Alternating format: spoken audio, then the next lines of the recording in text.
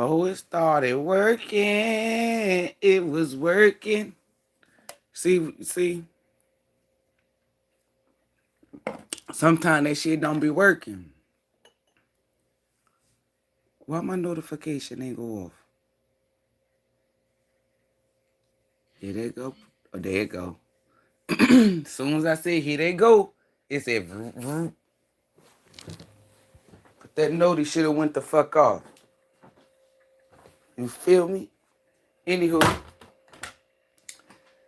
thank you guys. It's been a while since I said this, maybe like a day or 2 or 3.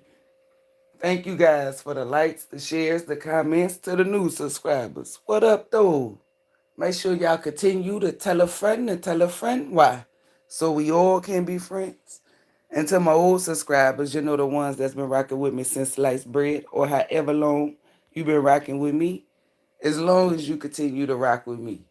Let's go ahead and slide into these messages and see what it's giving, because it's pretty much giving the truth and always giving the truth, the divine truth. I put that on the Most High, so help me, Most High, and my divine forces. When it comes to the real gods and goddesses, me pray all is well, no matter if it's day or night.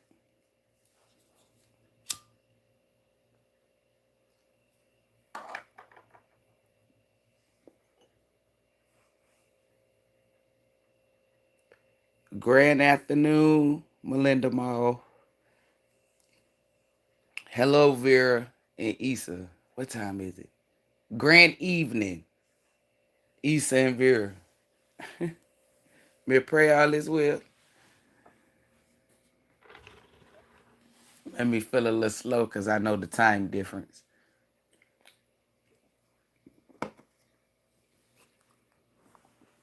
But today, I'm glad you're on here, Issa, because I was thinking about you. And that's no cap. It started last night and I was going to go live. And then, before I came live,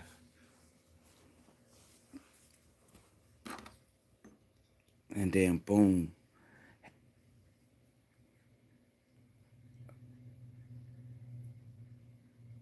Happy solar return, Vera. She said we out eating. I know that's right. Why y'all wait? Y'all look. And I'm listen, I'm just as bad. So look.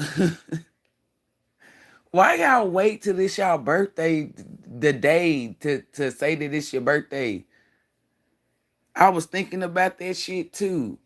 Who birthday was it? I think it was Sleepy's. I was talking to somebody and they kept talking about Sleepy birthday. Ooh, excuse me. Yep. Confirmation.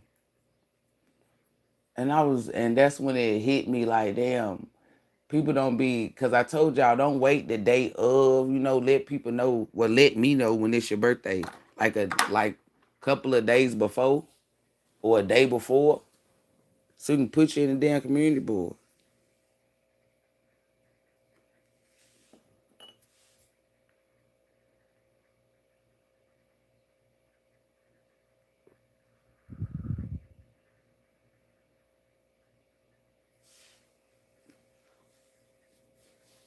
Shit, y'all wait till the day of. Shit, I'm gonna let you shine on the live.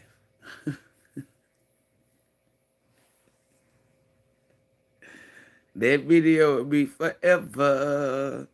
That community post too, but you feel me? That video is forever. Unless they try to fuck with it. They been fucking with my videos too. I'm glad Vera said something about that. Cause I screenshotted where it said 4 something, but it's only recorded to 359. Ain't no telling how many videos they done did that to. Cause I remember a long time ago they was skimming.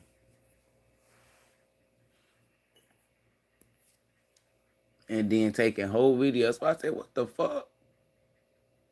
Had to start screenshotting.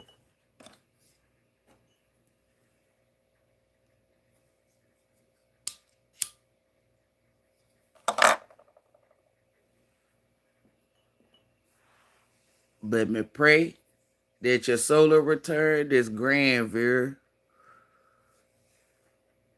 Hold up. What's this?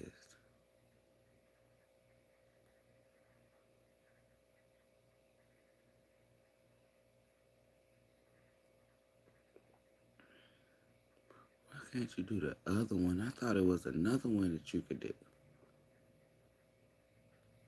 Nope.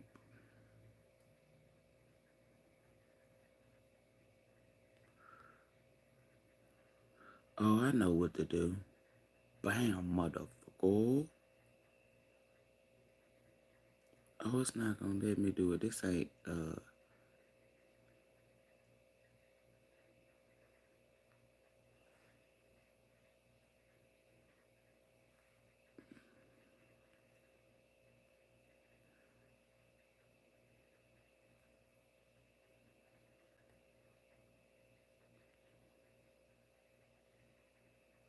there it go.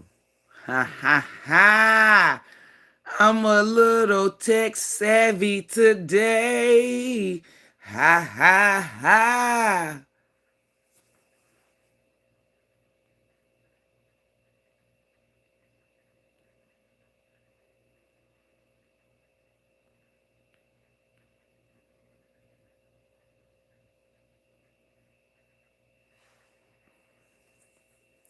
Little tech savvy.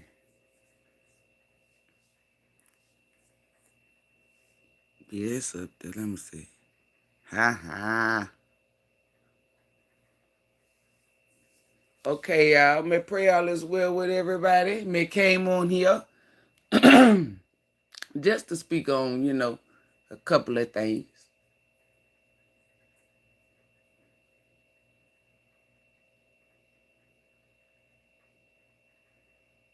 For one, it's 420 out there, bitch. To all the stoners.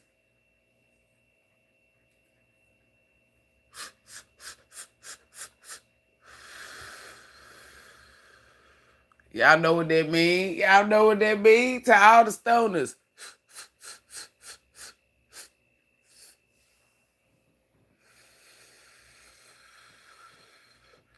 All right, lit mine up. Y'all already know what it was. For those of you who like, what? Yeah, 420 hoe out there, bitch, I'm never too old to celebrate that. I was more celebrating that while y'all was celebrating pagan holidays. Don't get me wrong. As a kid, I accepted the Christmas gifts. I'm not, you feel me? Come on, who the fuck would? What? My mama had a sense of style too, and she got us shit that we actually like. Anywho, the fuck, I wasn't stupid. But I know who got them goddamn gifts. Anywho, so shout out to all the smokers, the stoners. Cheech a chong, hit the bone. You feel me? Fucking with the white sheets out there. You feel me? However, and now you putting other shit in it. You feel me? I ain't talking to your ass. This is a day for strictly nothing but herb. Ain't no sprinkle minkle, no tinkle tinkle, no winkle dinkle. Okay? None of that. No little razzle dazzle. Just herbalicious out this bitch. You feel me? Cause fuck that. And for those of you who like, fuck that. Fuck y'all stone. Fuck you. Slow your roll, you jabroni.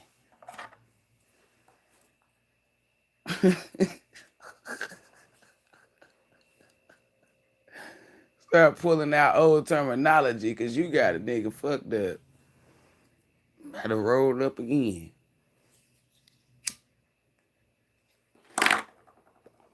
My clips be so long, you keep hitting them.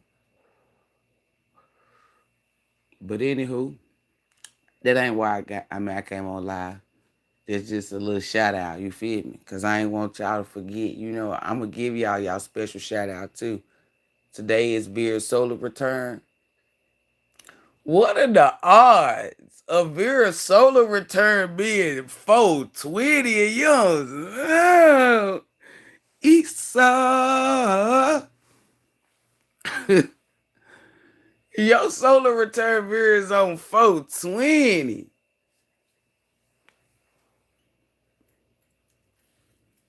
You got the coolest solar return ever. You got the fucking coolest solar return ever. Ever. Ever, ever, ever, ever.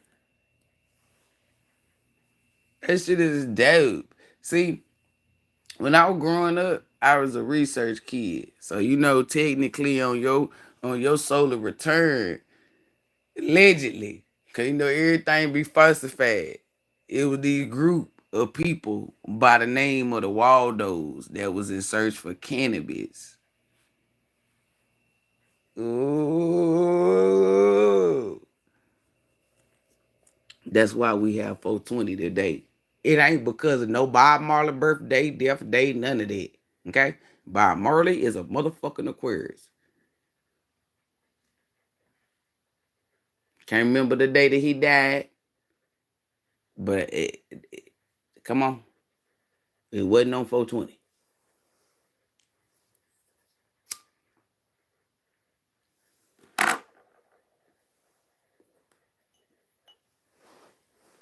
If you know what 420 is, then you know about the group of the niggas, really probably hippies. You feel me? In that time, groovy, baby. You feel me? Was in search for some goddamn herb. 420, they found that bitch. So why, if you smoking, I knew I was gonna say Taurus season, but I wasn't for certain. If you if you if you smoke and you want to know for research purposes, me know that all the time. Me knew that as a young gun. I remember, imagine your mama trying to tell you about some damn weed and you know some shit. Fuck out of here. I've been researching shit for my temple since a young and ain't even know it. I mean, I knew it, but I ain't even know it. But that crazy. Motherfuckers will be trying to uh check out shit. Who the fuck the Waldos? It ain't finding Waldo motherfuckers. It's a group of probably hippies. And if they wasn't hippies, I don't give a fuck. That's why I classified them as so you can understand what the fuck you feel me? What they look like, what they could have, you feel me? Had them glasses on with them brown suits with the vests, with the piece hanging off, the different colored bandanas, like bands to go around the head. Y'all remember that era? They'll wear a long sleeve shirt up under that vest. Disco balling. Let's groove tonight. Boom, boom, boom, boom.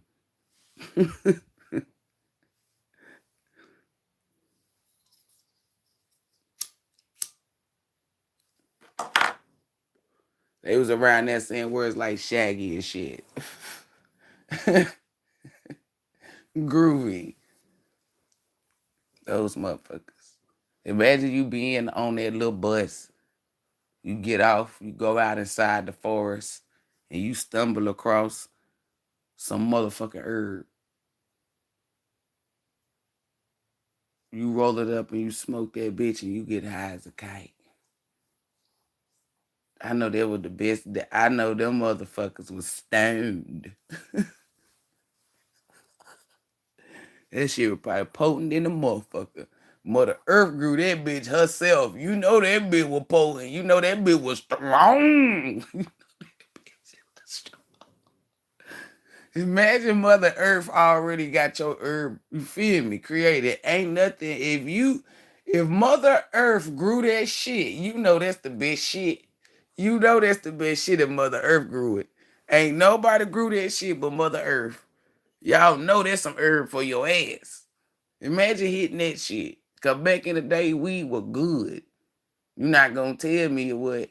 You can roll you a little bit up inside a joint and be on the moon. You feel me? I'm trying to tell y'all. You can roll up and be smoking at 5 o'clock. By 5:05, the eagle has landed. I'm telling you. No cap. And you can be on that moon for hours and hours. Ain't no be on that moon for a little. I'm trying to tell you. You be lit. Yeah, today is Veer solar return. John A. And hey, Broderick and Stacks. Is Samaj on here too? Yeah. Mr. Portis.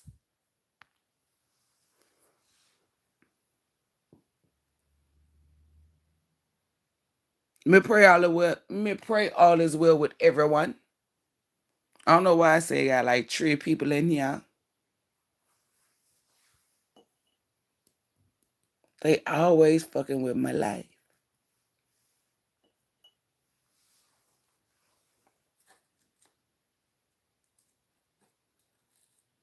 Not much, you know. Just on the cloud. But I do got some messages though, y'all. Because we are young, getting older.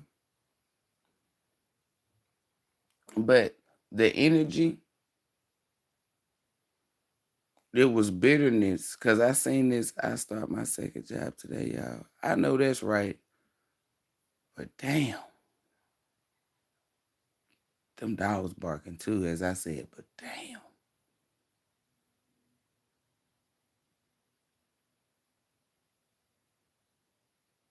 The energy.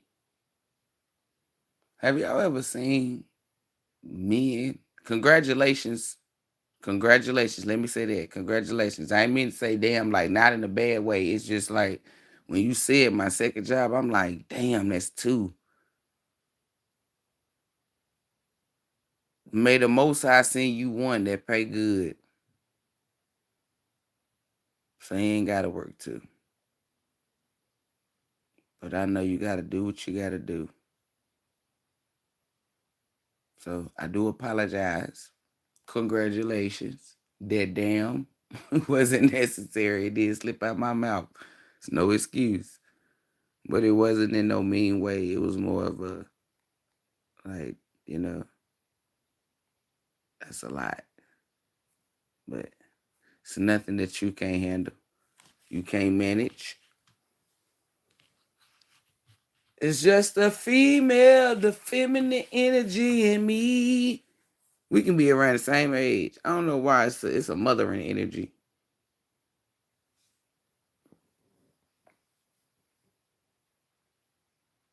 But the message that I'm gonna put out is like, you ever seen people that's like old, and what I mean old is like 60 and up.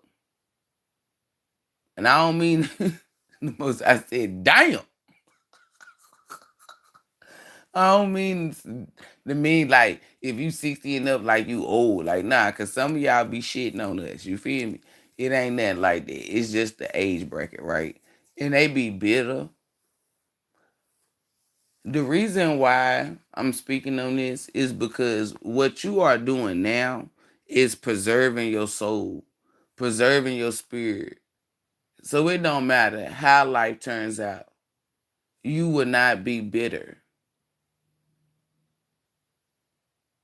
To grow old, like to be 60, listen, just hear me out, okay? Let me cook. To be not, and it doesn't even start at 60, but I'm just saying at this fucking point. Because we can take it to 50, 40, 30, okay? But everybody can see clearly. When a person reaches 60 years old, let me say this again. When a person reaches 60 years old, that's old. And I'm not saying old like dry out. I'm talking about old enough to know the difference between right and wrong. Old enough to not be doing fuck shit. That's what I mean by old. And old and like old enough. Wisdom. For the people that's like, oh, that's old. No, I'm not talking about like that. That's what I mean. Wise in the mind. Okay?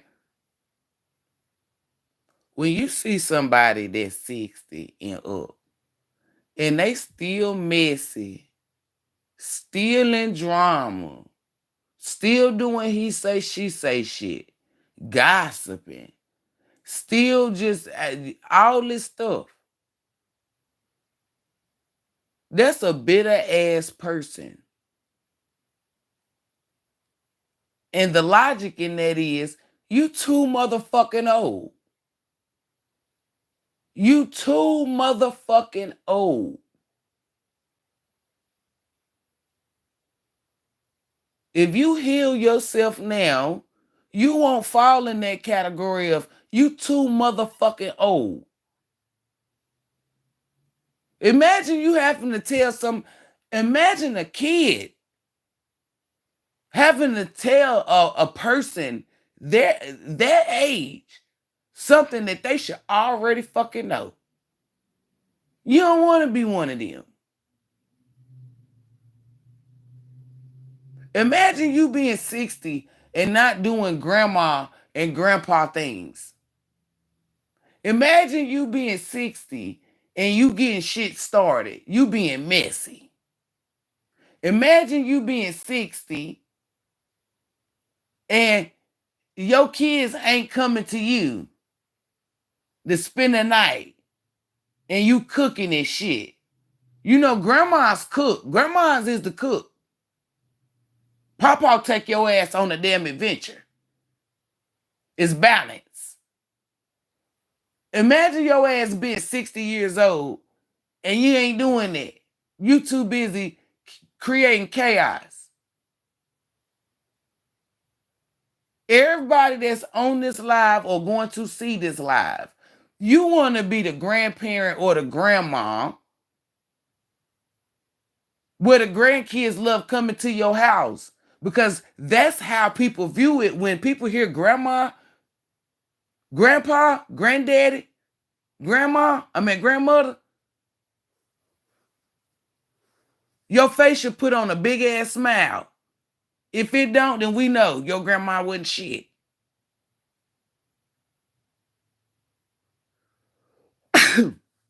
Confirmation. Because ain't no way in the hell. Grandma's is when you come to their motherfucking house, you guaranteed to eat up some shit. You get to tell on every fucking body. Everybody's a fucking villain when it come to your fucking grandma. It don't matter. Your grandma know what your favorites is. So she locked and loaded. She ready. Sometimes it may be boring as hell.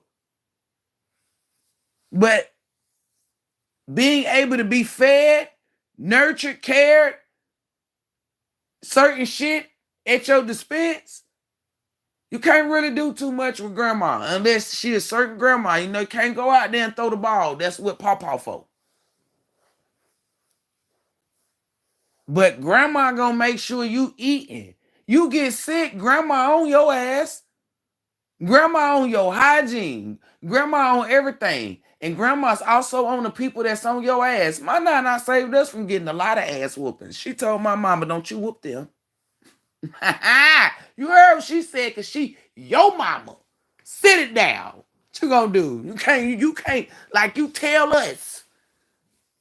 The fuck? Stand down. Unhand whoever the fuck is in your hand, whether it's me, Raven, or Brandon. Get back up. The fuck? We would get on the phone and call our nana. You got us fucked up. Girl. Yeah. You heard what she said. And I'ma tell. And she knew I was gonna tell. Ain't nothing you can do. Threaten me all day. I'm gonna fuck you. I don't give a damn. You better keep me far away from her, and you better cut the phone off. And when I go to school, you better homeschool me, because I will call her in the classroom and tell. She beat me after you told her not to. I mean, fucked up. Tattletale, tattletale. Imagine your ass being 60 and you not that type of grandma. Imagine you being 60 and you can't cook, clean, do none of that shit. What type of grandma are you? That's unheard of. That's the people that got the frown when they mention their grandma. What? Can we be honest, y'all? Even the grandmas that's tomboyish, cook, clean, all that. That's grandma. Some grandmas are badass and ride Harleys and shit like that. Got a nice ass little car and stuff. They might do certain shit like that. But they're taking care of their kids, of the grandbabies. The pawpaw, come on. Pawpaw be the fun one. Take you on the adventure. You guaranteed to get in a car and go somewhere. Pawpaw got a nice car. Pawpaw got money. Pawpaw got lectures. Pawpaw got stories. You getting it all. Imagine your ass being of that age and not engaging in none of that shit because you being messy and bitter, old, in drama, lying, still unhealed, damaged. What the fuck was you doing in your 20s, 30s, 40s, and 50s? What the fuck was you doing? You weren't gearing up or preparing for your 60s, meaning to be a grandmama, a grandpapa? That's crazy to me. You mean tell me you had kids and just was for certain that they wasn't gonna have no kids? You thought it stopped there. HVBs and divine beings that's going to watch this, even if you already on this live. We are fixing everything that's within us, even if we didn't cause it. So we don't end up like that, bitter. And we're going to go back 50, 40, and 30. Imagine you being in your 30s, 40s, and 50s, and you still in drama. He say, she say shit. You still going back and forth with a nigga or a bitch. Imagine you being 30, 40, or 50, and you're gossiping, you're lying. Imagine you being in those ages all the way up, and then, damn, you're 60. You didn't heal, you didn't change, you didn't grow, you didn't do shit. I couldn't imagine myself knowing somebody's business and can't wait to go tell it. What the fuck? Unless it's some shit like, oh, they just graduated. Oh, they got a promotion.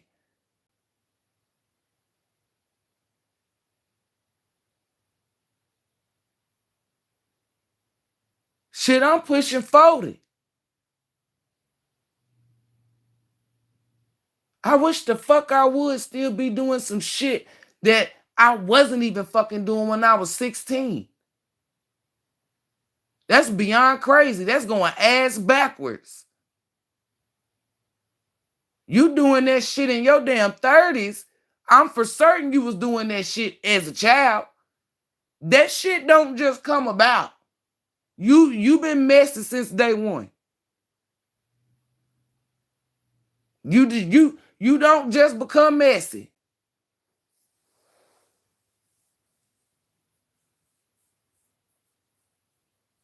Something is really wrong with people in the world. Like, it really is. You setting yourself up for failure. To the people that's 30, 40, and 50, and y'all be doing wicked shit, you better pray. Which you feel me? I don't see it. Rain on your parade. Boom. That you could reach 60. And you mean to tell me you bitter? 60 and up. That's why y'all be alone. Miserable. You ain't supposed to listen. You ain't supposed to be old and be miserable. I'm telling you, you're not supposed to be miserable. You supposed to be sitting back looking at your fucking generation in awe. Look at what you created. You supposed to be surrounded by love. By being the grandma and the grandpa, you are the matriarch and the patriarch of the family.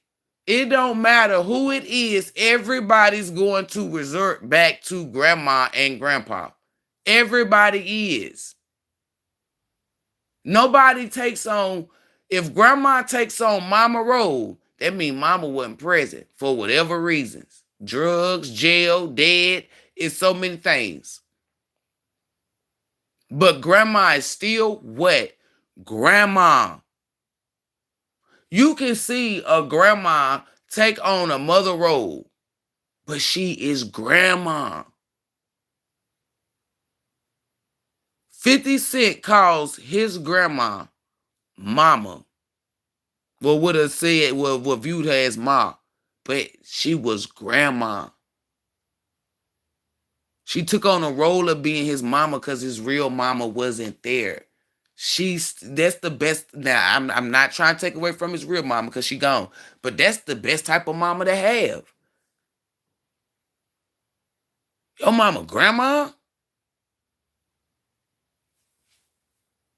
you guaranteed you gonna motherfucking eat. Your mama, grandma. All this stuff that grandma give you. But grandma also get your ass right because grandma didn't play that shit.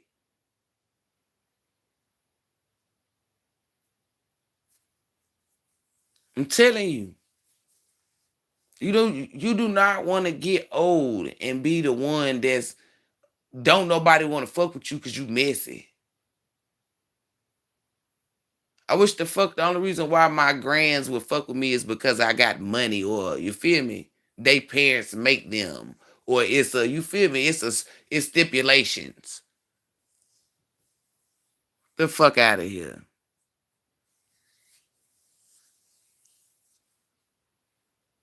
Heal who you are in your 30s, 40s, and 50s.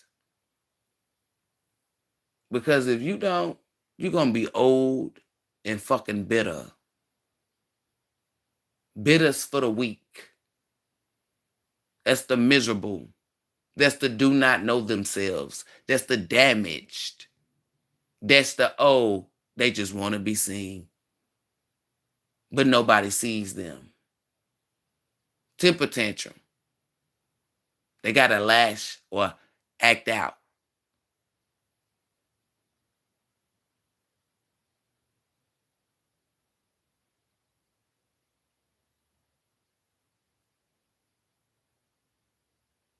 Nobody cares.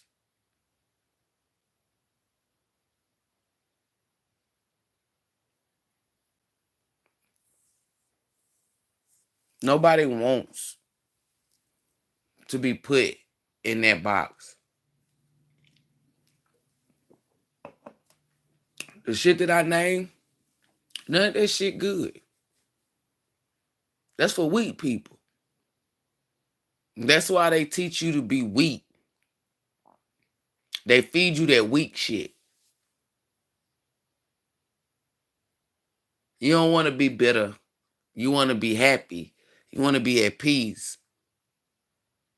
You want to be able to see your daughter or your son create something, and then they create something. And so on and so on. But you get to see how your bloodline is going. Everybody go back to grandma and grandpa. Make sure you're in the right energy. Because when you old, you can't be evil and wicked and bitter. The older you get, the nicer your ass better become.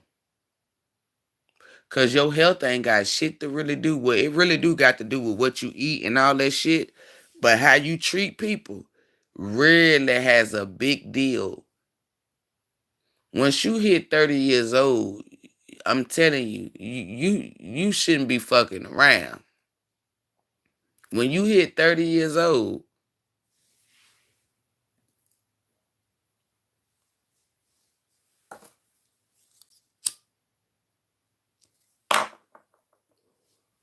You need to start evaluating how you treat people and how people treat you. It really plays a toll on your health. Y'all really don't pay attention to that. The wickedest people be the sickest people,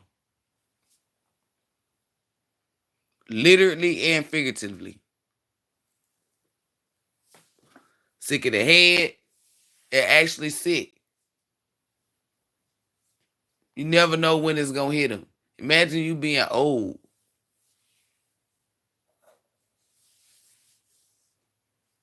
When I look at certain old people and they got certain illnesses, like you know why Muhammad Ali got Parkinson's. Well, we ain't gonna go left field with this. We're gonna keep it right here.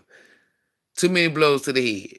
You know what I'm saying? Allegedly, I know something different, but we're gonna put that on there.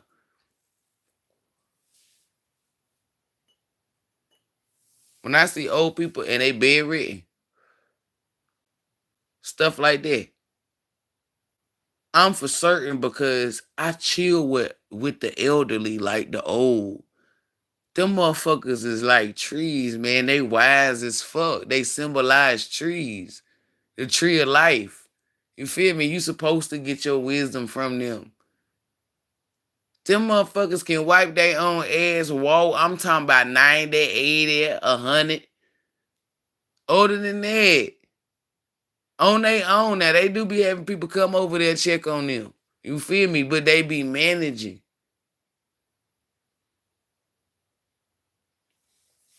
Why is that? You could tell they were nice to people.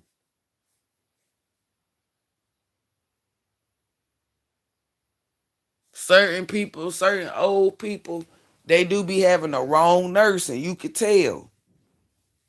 I remember one lady used to lay in the bed all the time. It's because of the nurse. She got a different nurse. That nurse had her active though. It was a different ball game. But when they be having them damn diseases and illnesses and shit, I'm telling you, it's because you was doing something you ain't got no business doing. Most High waited to get your ass in your best moments. When you old, you supposed to be like chilling. I'm telling you, you supposed to be chilling.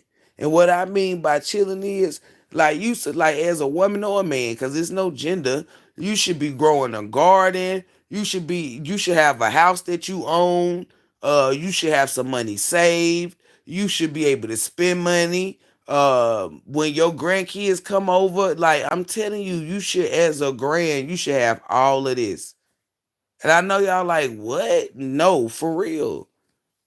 When grandparents come, it's listen, when I say everybody resorts back to grandparents, if mama fall the fuck off and she got kids, where the fuck you think she going to? If mama and daddy like, yo, mama, before she had you or why she had you, she be shopping.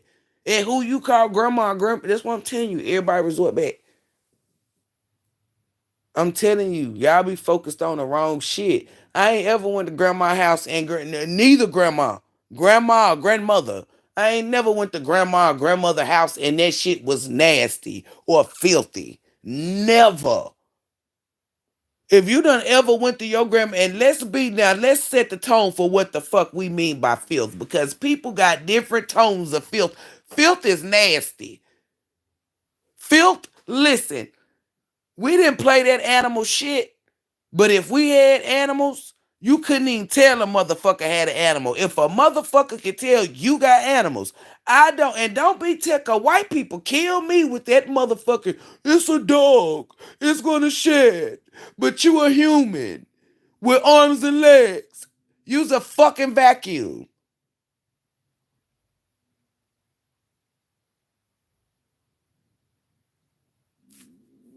I remember Miss Magina has a fucking Akita.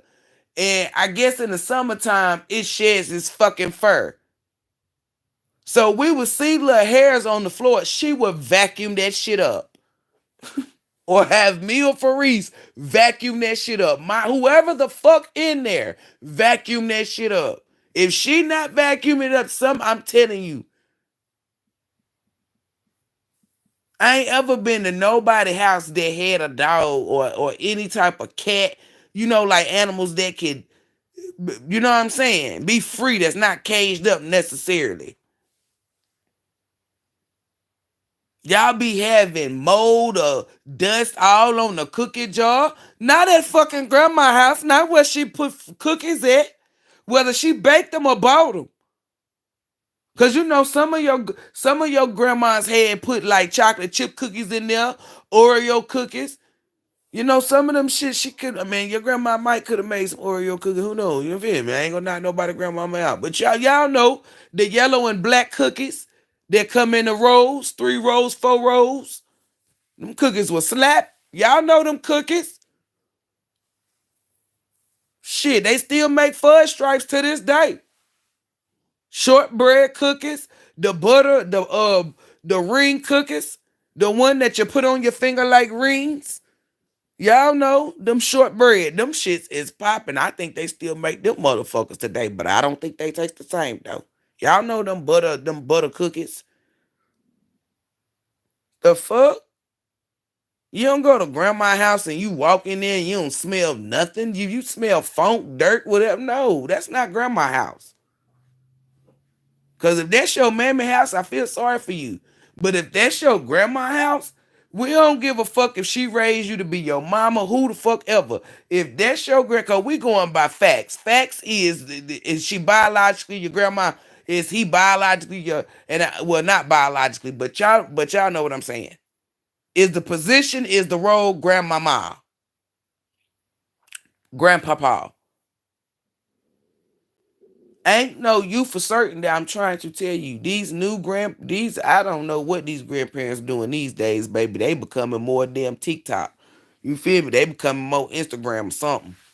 Imagine you going to your grandma's house and she ain't got shit made. She end up making TikToks and shit. Get your ass off of fucking TikTok. I wish the fuck I would walk in my nana. Oh, I'm so glad technology wasn't popping like that. Imagine me, listen, comedy special. Could you imagine walking in your grandma's house thinking that listen, before TikTok, she in there whipping in the kitchen. TikTok come out. Imagine you walking in your grandmama's house and she in there fucking TikToking. Ain't got them motherfucking pots rocking.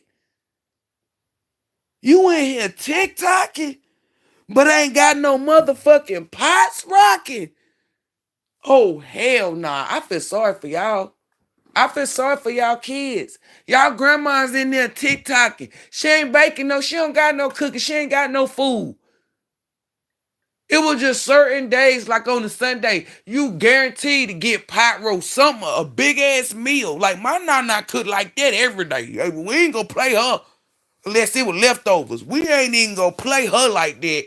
Guaranteed. Let me describe meals. If that ass made cube steak, she had cube steak smothered in gravy with motherfucking onions. She had rice, she had fat back meat, she had fucking collards, she had motherfucking cornbread, potato salad. She went in. And she had something sweet. Either she baked a damn. Now, I ain't gonna lie, sweet potato pies was on certain days, but I'm sitting here telling you if they had sweet potatoes on sale or anything. Cause she ain't make no fucking yams. She made sweet potato goddamn pie. She'll make a cake. It's something sweet. She'll buy some ice cream, something. I'm telling you, it was sweets in there. Cause they old ass wasn't in there eating that shit. We was in there tearing that shit up. They had certain shit, but we was in there tearing that shit up. That's just a regular meal. We guaranteed to get a meat, a green. She really didn't make macaroni like that. I ain't even gonna lie. My nana really didn't make macaroni like that. But she would slap. I'm trying to tell y'all, you guaranteed to get collard greens, cabbage, pinto beans, corn. You definitely getting cornbread. Cornbread. She made fried pork chops, smothered pork chops, fried chicken, rolls, barbecue. Damn, she made every fucking thing. My mind just went bananas. She ain't played no fucking games in that fucking kitchen. I'm sitting here telling y'all that woman was a beast. I don't think I think Gordon Ramsay would kiss my nine feet. I'm sitting here telling you, if he was to taste any of her motherfucking food, I'm sitting here telling you. And then she'll come up with this cornball, this cornflake excuse like, oh, I might have burnt this or that. Man, get the out. I want to always say, if you don't get the fuck out the way, the fuck am I trying to hear that shit? I'm fixing my plate. And she be sitting in there looking for certain people to say, how that tastes? Man, you know it tastes good.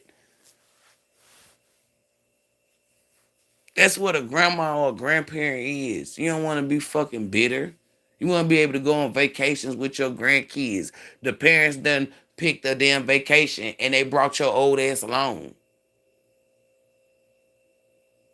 Kids ain't supposed to be getting touched and molested. Why? Cause grandma and grandpa got their asses. That's the way the Most High designed it. But since y'all going outside the design, and I see why some of y'all gotta go outside the design. Why? Cause grandpa and grandma fucking messy. You supposed to be the safe haven for everybody. Dumbass. You supposed to be wise, healed, know the difference between right and wrong. You might have a favorite, and they can only tell who your favorite due to other things, but you still be on the side of right. So even if your favorite fuck up, you correct that ass. Why? Cause your old ass is old enough to say, hey, I've been here long enough. You ain't supposed to play it like that. Motherfuckers are no. Grandma favorite, but she checked your ass, so we all know that we ain't so fucking supposed to do this shit. Y'all out here playing. It was my nana had favorites for certain shit. I'm sitting here telling you.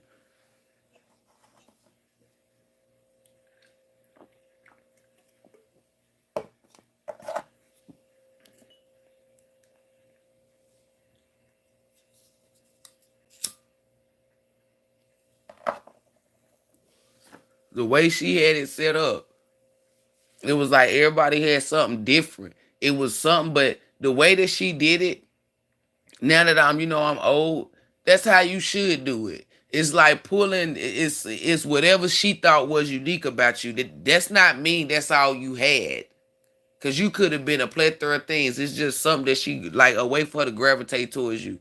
Different things. It's like she took pride in all of her grandkids looking good. But when it came to me and Terrence, she just had this energy of I don't know. I seen how she act with everybody. But when it came to me and Terrence, it was a different type of fucking energy. Like she was proud of PC because he was fucking smart as hell. Like it's different. It's like different energy. Mika and Raven was the babies.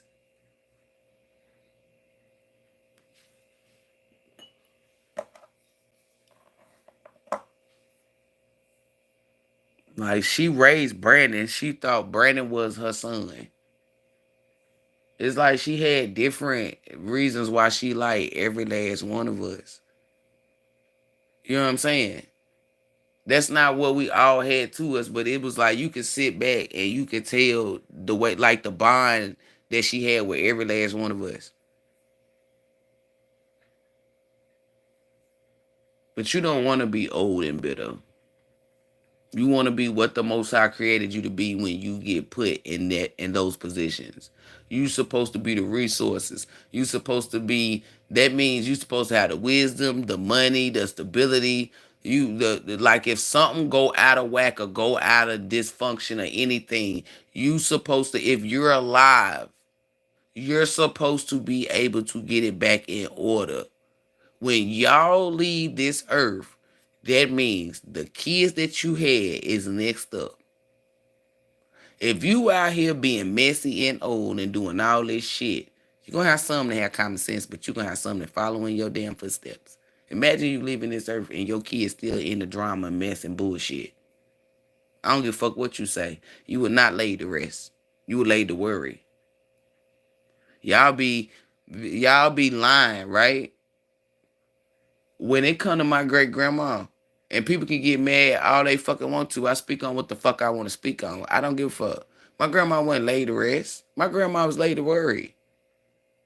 I be like, y'all be sitting here and y'all be lying. Y'all be in the same category that say everybody went to heaven. And be like, how the hell you know?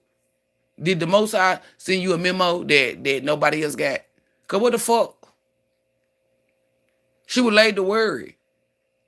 How am I for certain she was laid to worry? Because her family wasn't the way she wanted it.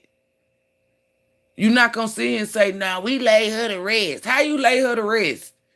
You think she died knowing she wasn't at ease with shit?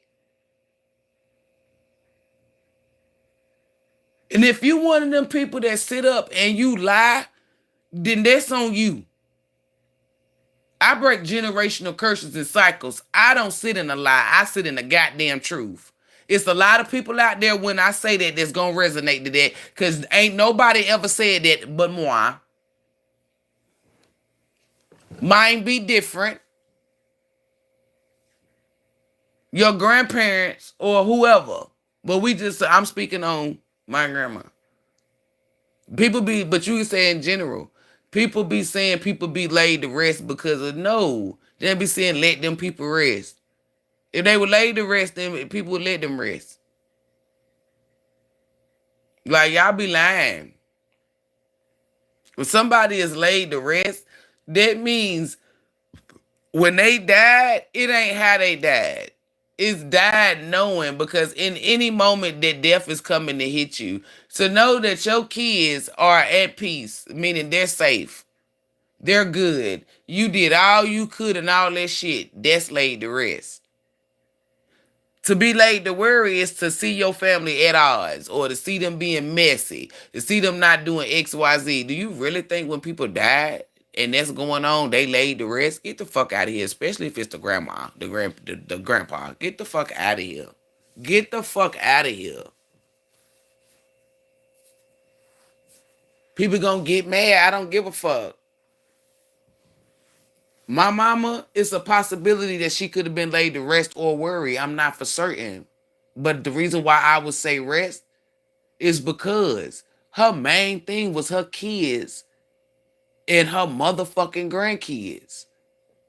I don't know if she was that's why I said I don't know if it was worry, because I don't know if she was at peace with herself. You feel me? Because people tend to have peace for others, but not for themselves.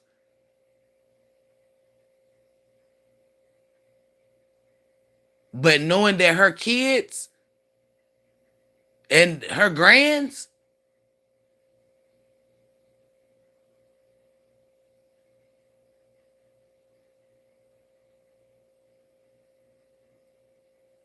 that's 50-50.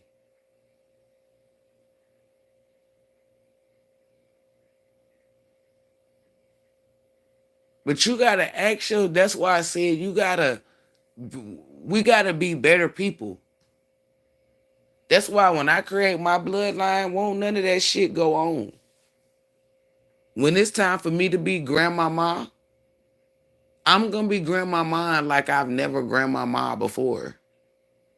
And I know that's funny right there, because nobody's a grandma until you, you know what I'm saying? But anywho,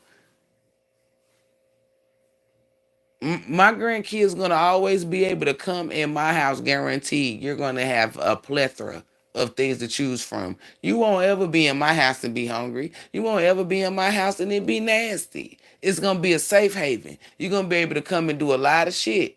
And it may not be boring like how mine was, because you know what I'm saying. My nana had little board games and shit for us to do, little TV, little movies and shit like that. You could go in the backyard and do a little something. But when she moved to a certain area, you feel me? It was really, that's when we was like, it's boring over there. Cause you know what I'm saying? It wasn't nothing around. You had to walk like 20, 30 minutes just to get to a park. It was adventures though when it was other people with you. Imagine you doing that by yourself. You know what I'm saying? Just be sitting in the house, watching movies, just getting fat, eating snacks, eating food and shit. You be cooped up in the house if you by yourself. Cause you go outside kicking that ball up. It wasn't really too much. at her old house, and she had fucking playgrounds on her fucking property. And HBBs and divine beings that's around my age. For the new kids, not that plastic or whatever that I don't know what it is that they got now. But we had the metal slides, but the shit my nana had was the metal. Don't y'all remember that seat? Don't y'all remember that seat that was shaped like an arrow? Where one person sit on one end and the other one sit on the other one that swing and y'all go back and forth. She had that one. She had a couple of swings on that bitch and she had something else on there. I'm trying to tell you, in her yard, we didn't play no games. All we had to do was run out her fucking was that the back door? Or was it the side door? Cause the front door, yeah, I think the front door, like my nana had to set up. She had this big ass brown swing chair on her porch too, on the back. So we had a swing chair that's on the back, or we can go. I mean, on the front. She had a swing chair. We run out the back door, bam, there go a goddamn playground right there. It was blue. A bird shitted on my leg when I was sitting on there one day. I was getting ready to swing. You go to, like, she ain't had that, so that's why it became boring. And then you can walk places where she stayed at. You can go to the stores, even though you ain't supposed to be out there. You can go to a lot of shit. Shit, it was other kids over there where she stayed at now, because she been staying over there for a long time. Well, where her house is at now. Hell no. Soon she moved over there, it was boring. The movies and the games, but we were guaranteed to eat. It was guaranteed to be clean there. And if it wasn't, guess what? We instantly became slaves and started cleaning. Because we probably the one that messed it up.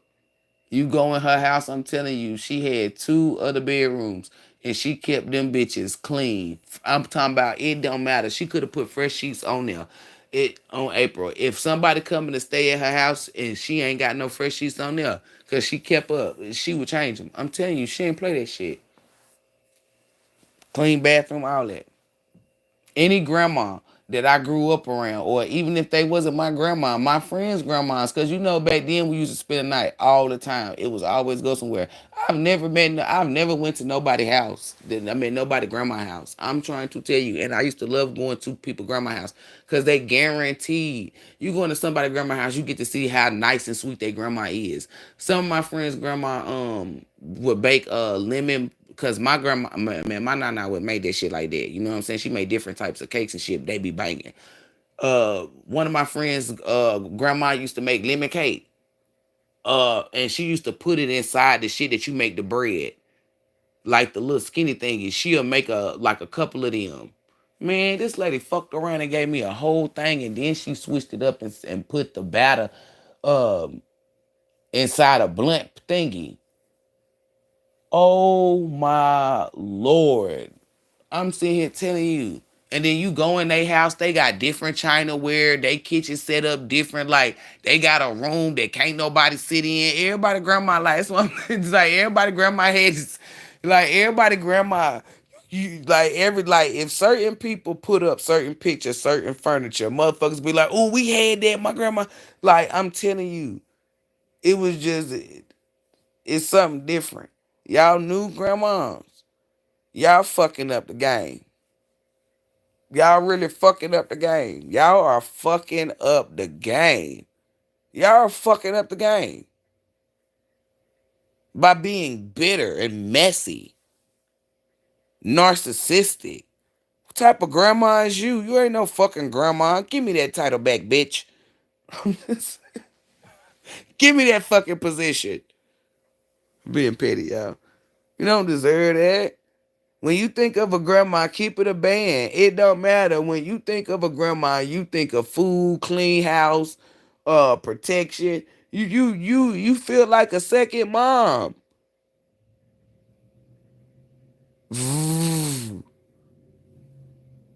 The fuck?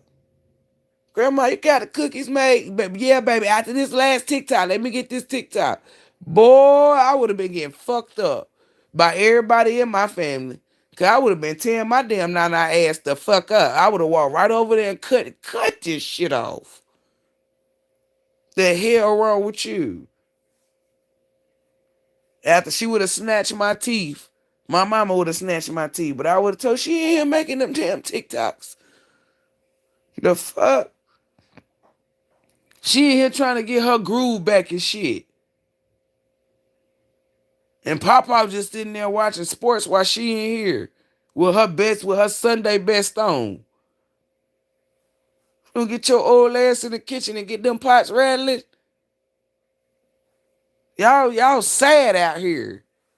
Just pathetic. Get your old ass in there. I'm not saying that y'all can't fucking make no TikToks in there, but you better make sure that pot roast is on the goddamn stove and the cornbread is done before you even think about picking up a phone and trying to do a little TikTok, little Instagram. I don't give a fuck what it is. Little FB, little IG.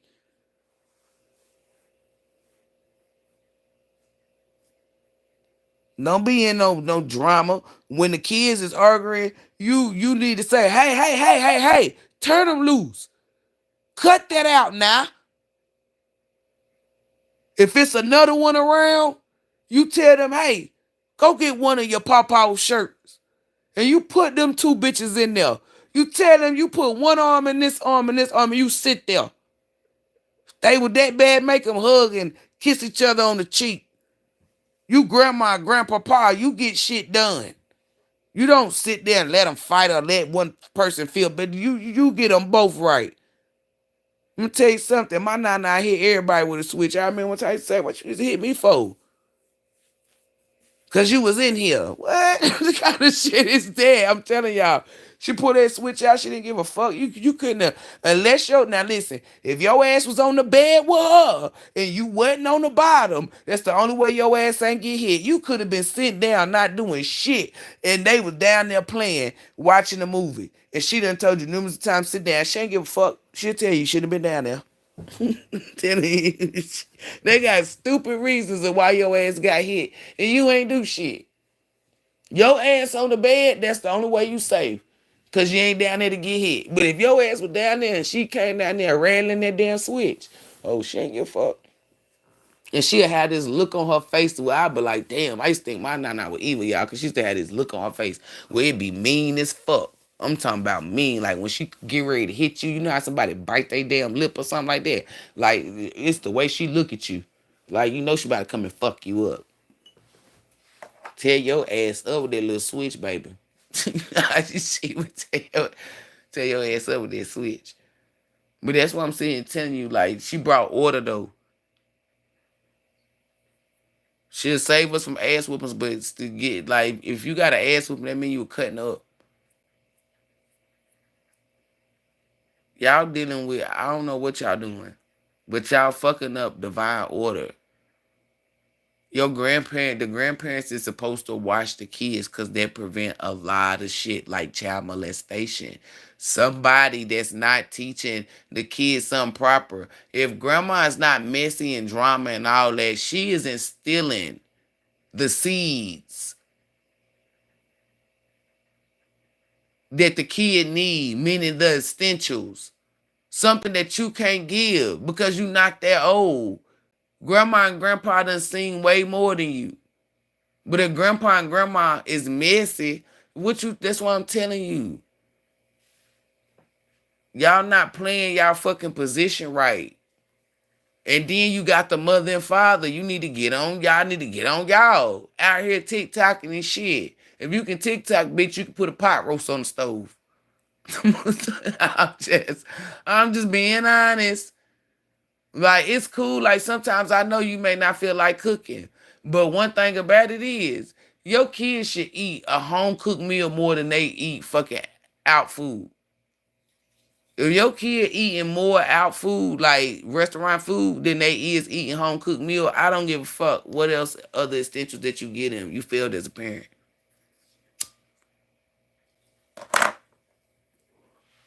You are letting your kid consume somebody else's energy. They damn sure ain't having sex, depending on their age. But food consumption plays a big part of your energy. By you cooking, you're feeding your offspring. You're doing a divine order. You're for certain. Ain't nobody gonna get them sick poison. It's like you making shit more risky. It's so much stuff that goes into that.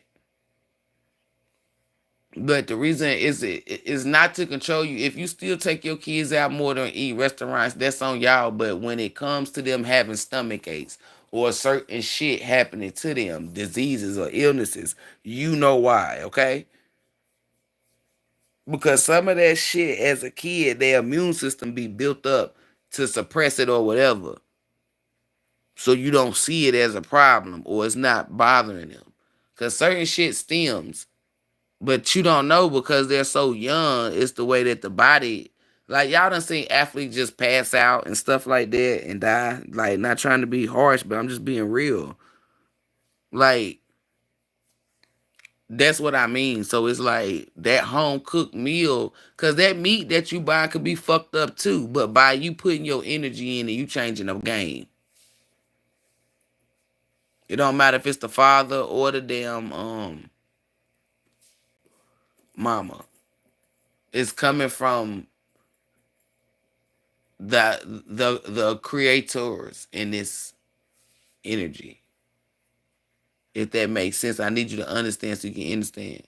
Like, that shit is crazy. How people has let certain shit change the order. If you a grandparent and let's say you a grandparent and you ain't got no grandkids, then you can do all that shit. Who the fuck you gonna cook for now? You can't cook because I know it's mothers and fathers that kids ain't got no kids, so they still treat their kids like babies. And I'm telling you, listen to what the fuck I'm saying. Hear me, hear me. If your kid is a good kid, responsible, I'm not talking about the ones that's a fucked up individual and you enabling they fuck shit. Like they treat people shitty and they're shitty. No, I'm not speaking to you and never would unless it's putting your ass in a karma bag. I'm talking about your son or daughter is respectable. They got a good job or it's not, it's like they treat people good. They treat themselves good. They're respectable. They're not out here cheating, lying, gossiping, doing none of that shit, causing chaos. Listen, and you treat your kids, you want to feed them every day, let them come grocery shop, lay in your bed, do whatever the fuck you want to, pay a bill you want to do, go ahead. But if your kid is a fucked up ass individual and you doing any of the shit, may the Most High come and split your shit too. Cause you the reason why they like that. You ain't got no fucking sense of order. No fucking authority.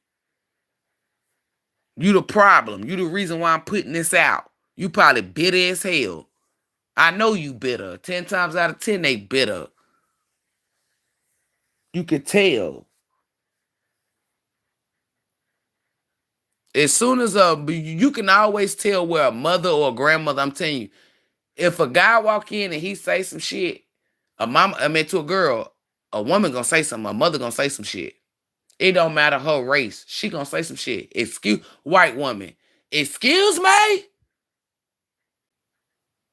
Y'all already know the black mama excuse. I know like hell. What the fuck? Hispanic, I don't know how to speak Spanish. Something, but I know mijo gonna be on that bitch. And it's gonna go something like, what the fuck, mijo?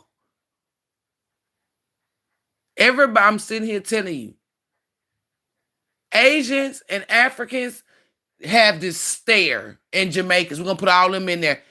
Some of them don't even gotta say nothing. They just have this stare. Black people have this stare too, but I'm just saying we wanted to categorize it different. You sitting there, you not saying nothing. You just or you feeling like it's good. You're part of the problem. You're bitter. The ones that are not bitter have order. They know justice. They know right from wrong.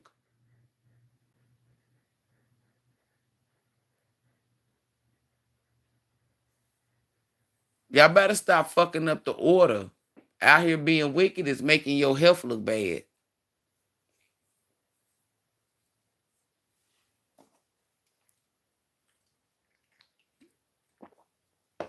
If you play the fucking position that you supposed to play, then you will look how the fucking position tell you how you supposed to look. You ever seen an old person, you be like, damn, you don't look that old, because they play that goddamn position.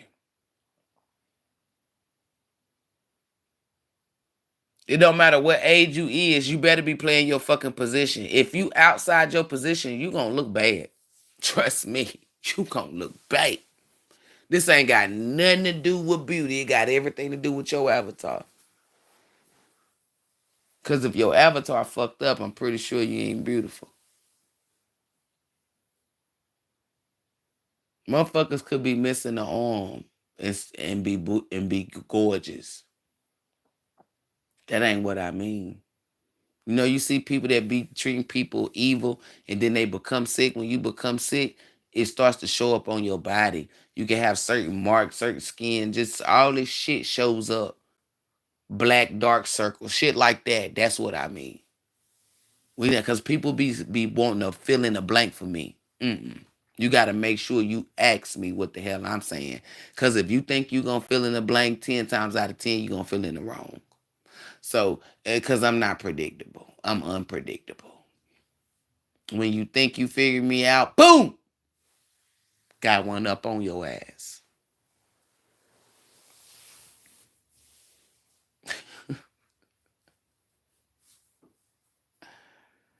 But don't fall into those low vibrational categories.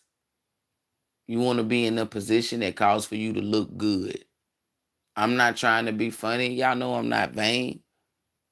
But it ain't got nothing to do with my beauty, right? Like you know people like, damn, you fine, like not that type, right? Like as a woman, when you start getting moles, not the crazy ones. I'm talking about, y'all know which ones, stuff like that. Your skin is glowing, is looking healthy, you're looking younger. Like I'm 36 years old and I'm really not trying to be, because it's more women that feel the same way and they possibly could be way older than me and be shitting on me. You feel me? I'm sitting here telling you, I done seen the women that I done seen that be shitting on me be like in their 60s. I'm telling you, I done seen some bad 40 and 50-year-olds, but they ain't shitting on me. You feel me? They can think that or say that, and I'll be like, I'm glad you feel like that. But for me to say it out my mouth, they be 60 and up. I'm telling you. I be looking at them and I be like, and it's not the BBL body curve. I'm telling you, it's all up for me. You gotta go by how for me, skin be motherfucking flawless. I'm talking about, oh my lord, the skin be giving. I be like, damn, did you drink water all your life? That's how good that skin be.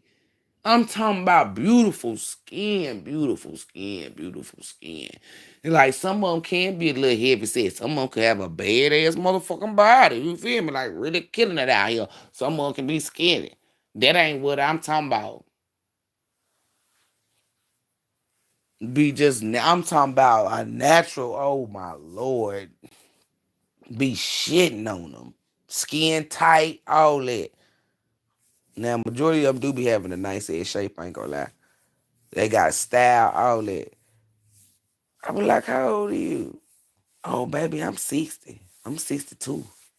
I think one tripped me over that goddamn 65, baby. That 65 threw me over the, you feel me? I said, damn. And the gray hair, the full gray hair, I'm telling you. Like, imagine you getting a silk press and your hair is that perfect gray. She was shitting on them. Shitting on them. Giving Felicia Rashad type energy. And you know older women, well, not all of them, but you know, they be smelling good and all that. I ain't never been like, oh, it be them 60s and up. I'm telling you, them some bad biddies. Them some bad biddies. That's why I said, I ain't never looked at no 40, 50, you feel me? If I said it was just to be a compliment, to raise their vibration, hell nah. I be looking at them 60-year-old, I be like, yeah.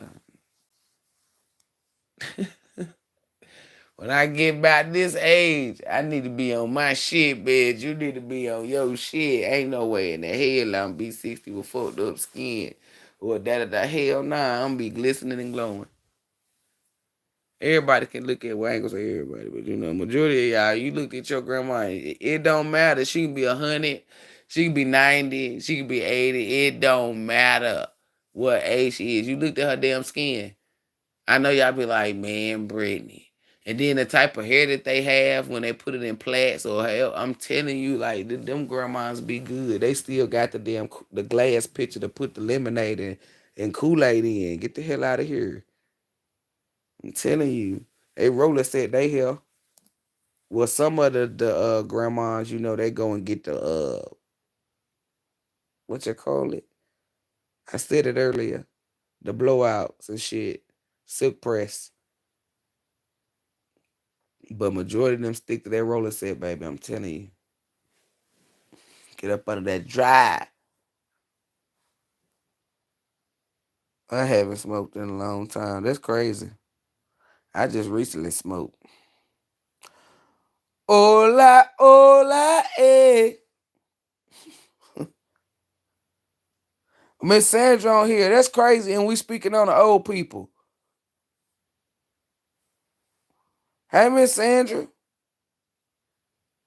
See, Miss Sandra a cool older person.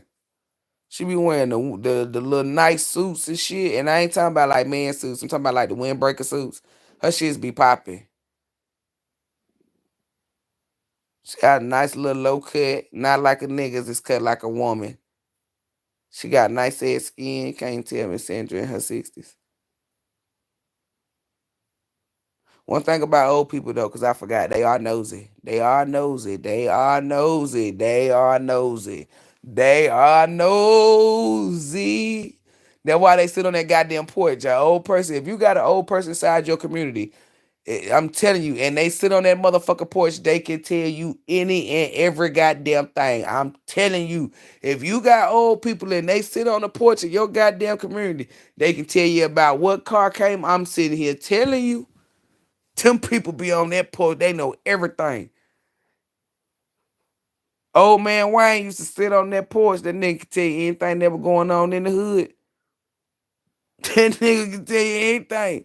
Them old people sit on that porch. They can tell you. Look at there. This is how cops they go. Look at there. Over there making that. Look, and this how they talk. They used to say, Lord, Jesus. They be like, look at there. Over there making that transaction. If I can see him, don't you think the police, these little whippersnappers, they be like, Jesus, take the Lord. Start praying and shit. Because they be on that porch. Be messy as hell. Look at her little fast ass. She done had a couple of boys. She had one boy over there the other night. He pulled up with a Cadillac. Now she got this son gun over there. They know I'm telling you, they be on it. They be on it. And I know y'all like this messy. No, it ain't. It's nosy. Well, it is messy, but it's not. You feel me? It's like they know people business. They not going around. You sit on that goddamn porch, it becomes messy. Cause they not going around people's houses telling people business. They not getting shit started. They just observing. And I'm telling you, they ain't got shit else to do. They sit on that porch. I'm telling you, if I come in your neighborhood and I see an old person on the porch and I keep coming, I see them on their porch. Oh, baby, I pay attention to their old ass. And I know y'all like, for hell yeah, because I know they got the scoop on any and everything. If something happened to somebody's car, trust me, they seen it. If somebody did anything, they seen it. They be on it. Kids down there arguing, how well the one with the one with the blue shirt pushed the one off the pink shirt off the bike. Like if they don't know, they just take pick shit out. I'm telling you, them old people be on it. They be nosy. They be having a lot of fucking information. I'm talking about a lot. That's why if you older, you ain't got no damn information. Like what the fuck? What the like? It makes everybody question what the fuck was you doing? How you old and ain't got no damn information? Old people are the best people that you sit down with. That's why when I be seeing what I'm not saying it don't happen in our community, but I know you white people. Cause the living arrangements is different. Y'all could have had that privilege shit, but y'all ain't really had love in y'all community. And I know they like, yes, we know y'all didn't. Like we didn't even believe y'all had cousins in our era. We didn't even know y'all had cousins. Like this new era, they might see some of y'all, but we didn't even know y'all had cousins. Oh my mama. Like we used to all pile up at grandma's house. The hygiene is different, the manners, the church, everything is fucking different. Everything. But them damn old people, I'm telling you,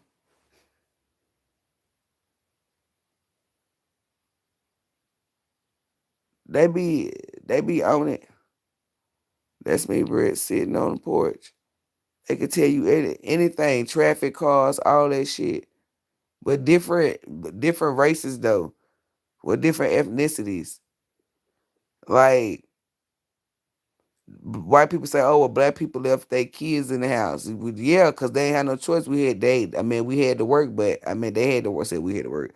They had to work, but our parents was in our business. I remember growing up, and a lot of my white friends' parents. That's why we got them jokes where they were like, "Oh, you're in my fucking room," and our parents be like, "What fucking room?" Like I'm telling you, like we could see the difference in it. Like I don't know, I like our parents was white kids be out doing whatever the fuck they want to do. We ain't get to do that shit. We had order. It was just a difference. I'm not saying like it's watching my white friends interact with their parents or anybody. And what I said, what the fuck? They don't say excuse me. No, no. They call people by they fucking names.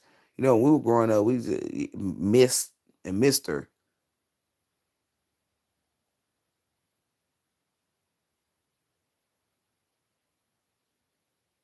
It's just a difference. When black people get old, some people do put their people in the home, but that's why it, I be seeing like white people I tend to let other establishments take care of their people. I'm telling you, they do. They quick to put their people in the home or something. Oh, they can do it. Black people, some of them they can't afford it, but even if they could, they don't. Like it's just that because that's why I was getting it. That's the reason why I said that. It's like I don't know. It's like a black mom gonna say she on some shit like, oh, we ain't about to put my mom in the home. You feel me? Niggas too. Not my mama. Like y'all,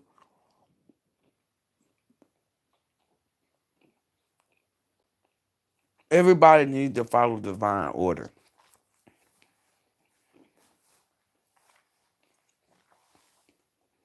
When your mom and dad get old, you supposed to take care of them. When you allow other people to take care of them, just let me cook, okay? Just let me cook. Cause common sense and logic is all I'm putting in.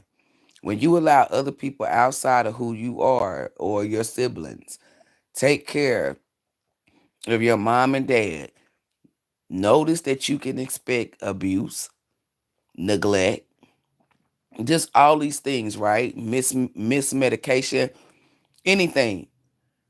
I'm not saying you really don't have a right to get upset, but I'm just the type of person that's just gonna piss you off because my mindset is, well, what the fuck did you expect? You expected them to do their job and to treat your parents real nice and all this shit. That's what the fuck you expected. So you came in the game fucking up because you had expectations. And I teach people here, don't form no expectations or have no opinions because you're going to put some shit where it's going to show you it don't belong there. You expected them to treat your parents with the utmost respect, take care of them. But that's why it's best for you. Then people say, oh, they do their research and these people are da da da da da. Listen, if I don't want my parents to be abused at all, they're not going nowhere out my sight. Because I'm for certain, if I'm taking care of them, who the fuck abusing them? And if you are, I'm going to fuck you up. Under what grounds can you sue me? You know, if a nurse is fucking your mama up and you going in and whoop her ass, you might go to jail. Let's say it's your sister. You whoop her ass. Unless she one of them caught a popo, but you know how it is. You can beat your sister ass and y'all just don't speak, then you come back. You know how it is. You feel me? If it's something like that, that's why I'm just telling you, like, when you take, like, listen, if I take my kids, if my kids say, hey, can I go spend the night at somebody's house? So let me say it like this so won't know. So then when I put it on me, people be like, okay, I get what she's saying. Because y'all be taking it in the wrong manner, right?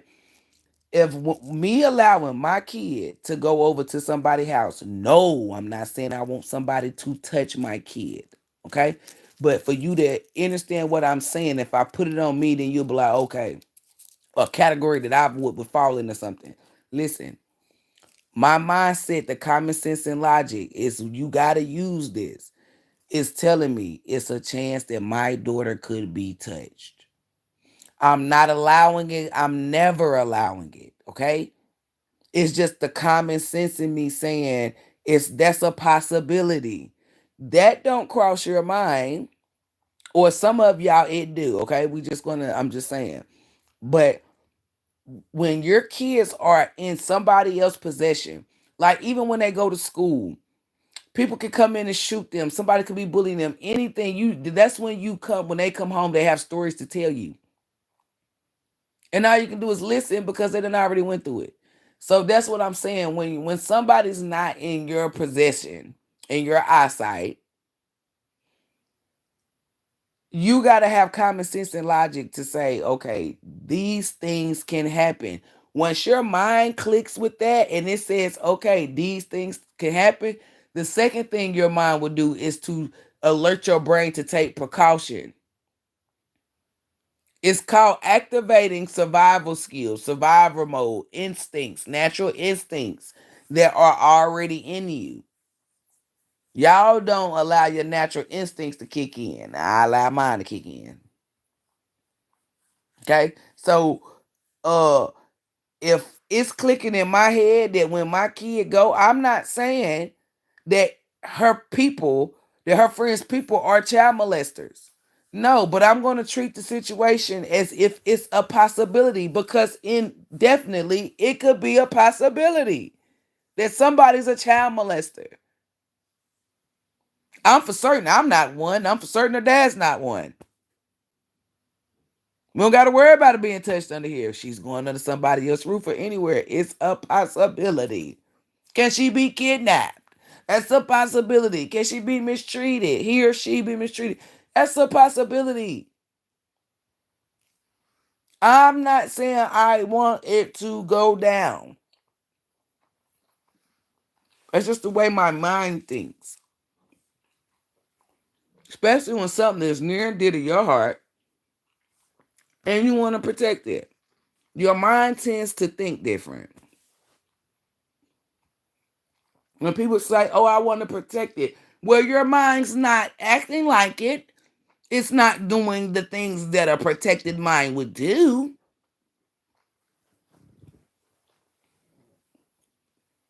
You ever see somebody just get a kid to anybody? That's a person that just want to party or do whatever the fuck they want to do. I'm not giving my kid to anybody. Shit, you can be somebody I know and I'm still skeptical. Because I'm telling you, I think about me. And I know y'all like that selfish. No, it's not. Because listen, I'm going to tell you.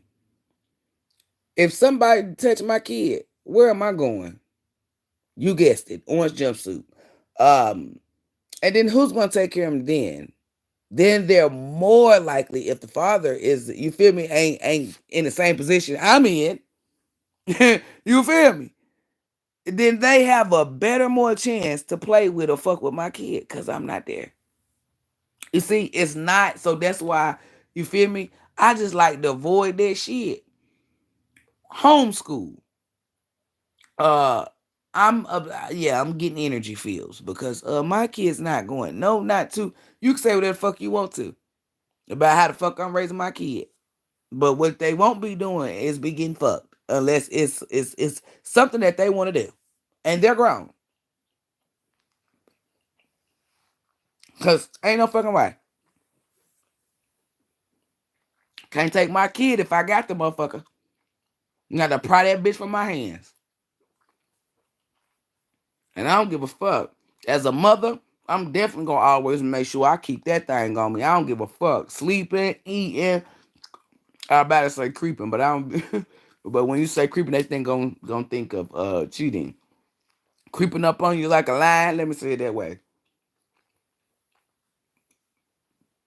I don't give a fuck. My mindset different.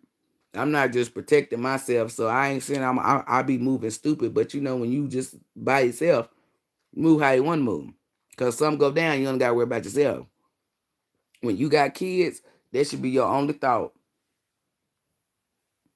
I come in a restaurant. I mean, a restaurant. How the fuck can I get my kids to fuck up out of here? Some shit pop off. Can I get everybody out? How? You got me fucked up. I don't trust shit. When it's something that you care about and it's near and dear to your heart, people act different, y'all. You can tell. I'm just teaching y'all survival skill mode, like shit that'll give you an eye opener of how to protect something that's really near and dear to you. If I look out into the world and kids is coming up missing and all this shit, I'm about to draw back on a lot of things. I don't give a fuck how annoying my kid can sing from sunrise to sunset. Listen to how my mind goes. I'd rather hear my child sing from sunrise to sunset and it annoyed the fuck out of me than somebody kidnap my kid or I hear about them getting shot in school and to never hear them sing to annoy me at all. I'm gonna take that annoying. As a parent, I decided to have sex, and this is what I signed up for. So buckle up, enjoy the ride. Whatever comes with my kid is whatever the fuck come with my kid. If they wrong, correcting them. If they right, stand by them. After you correct them, still stand by 'em. Then you stand by them. But you don't ever stand by your kid when they wrong. You correct them first, then you stand by them. Because by you correcting them, you're helping society. You're helping the others, the people that's out in the world. It's just certain shit that I see out into the world. I'm an analyst. If I see a lot of kids coming up missing in their organs, and my kids like, hey, can we walk around the neighborhood? They're gonna, can I walk with you? Mom, not this time. Well, I'm gonna need for you to have this, that to the third, or you're gonna have to call me on the phone or something. Who is this sending me photos?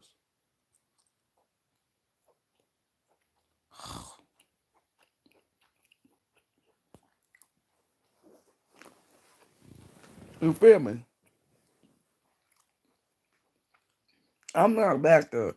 I'm not. Mm-mm. It don't matter if I got 10 kids. I'm still have a mindset as if this the first kid. Why? Because that's something near and dear to my heart.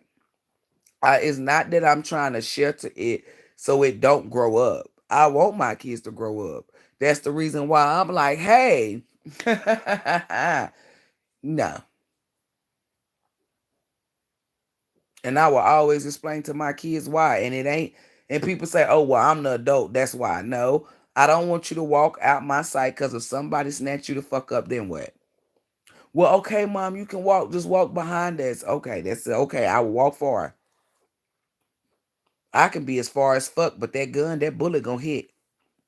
So I don't give a fuck. Why is you walking behind us? Because if somebody pop up out this bitch, they gonna get filled up with lead like a mechanical pencil. I'ma treat they ass like a lead pencil. I'ma fill they ass up with lead. Fuck, fuck. My kid at school and you fucking with my kid and you're not a kid. Like, I'm not saying kids are allowed to fuck with my kids, but that's even playing field. Even if the kid bigger, it's a kid. Adult versus a kid, I don't got time to be orange jumpsuit. Cause I'm beat your ass.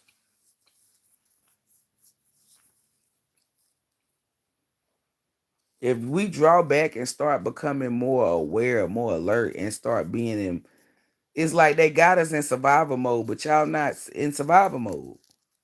I don't know what mode y'all in. And what I mean by they got us in some in survival mode. Your kid can't go outside and play without you fearing that somebody gonna do something to them. They get abducted. Anything, a bullet can fly. Anything, anything.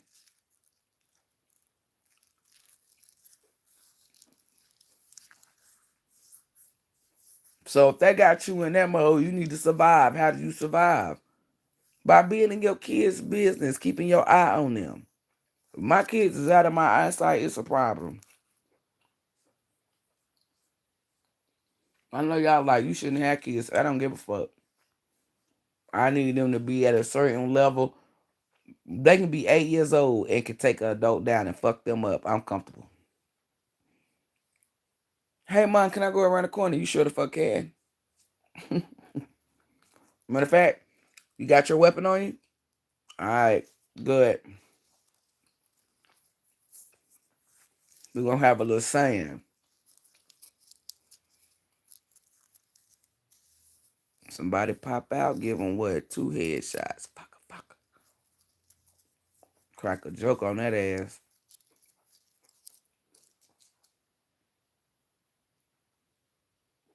I'm be treating my kids like they Asian.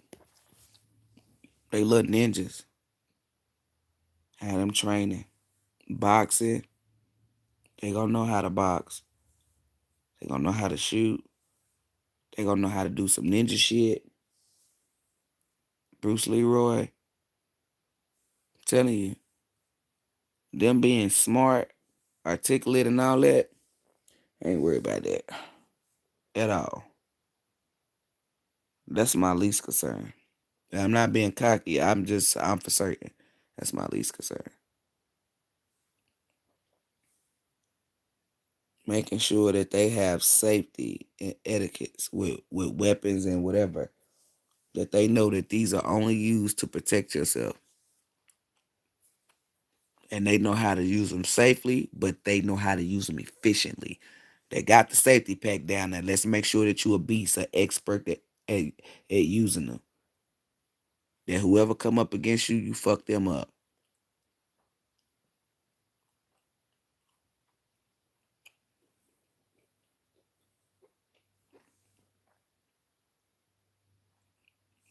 When my kids come out into the world, they're gonna be ready for it.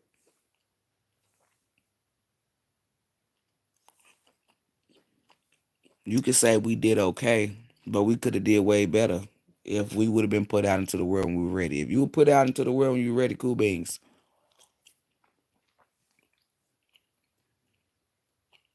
But what I mean is the divine way,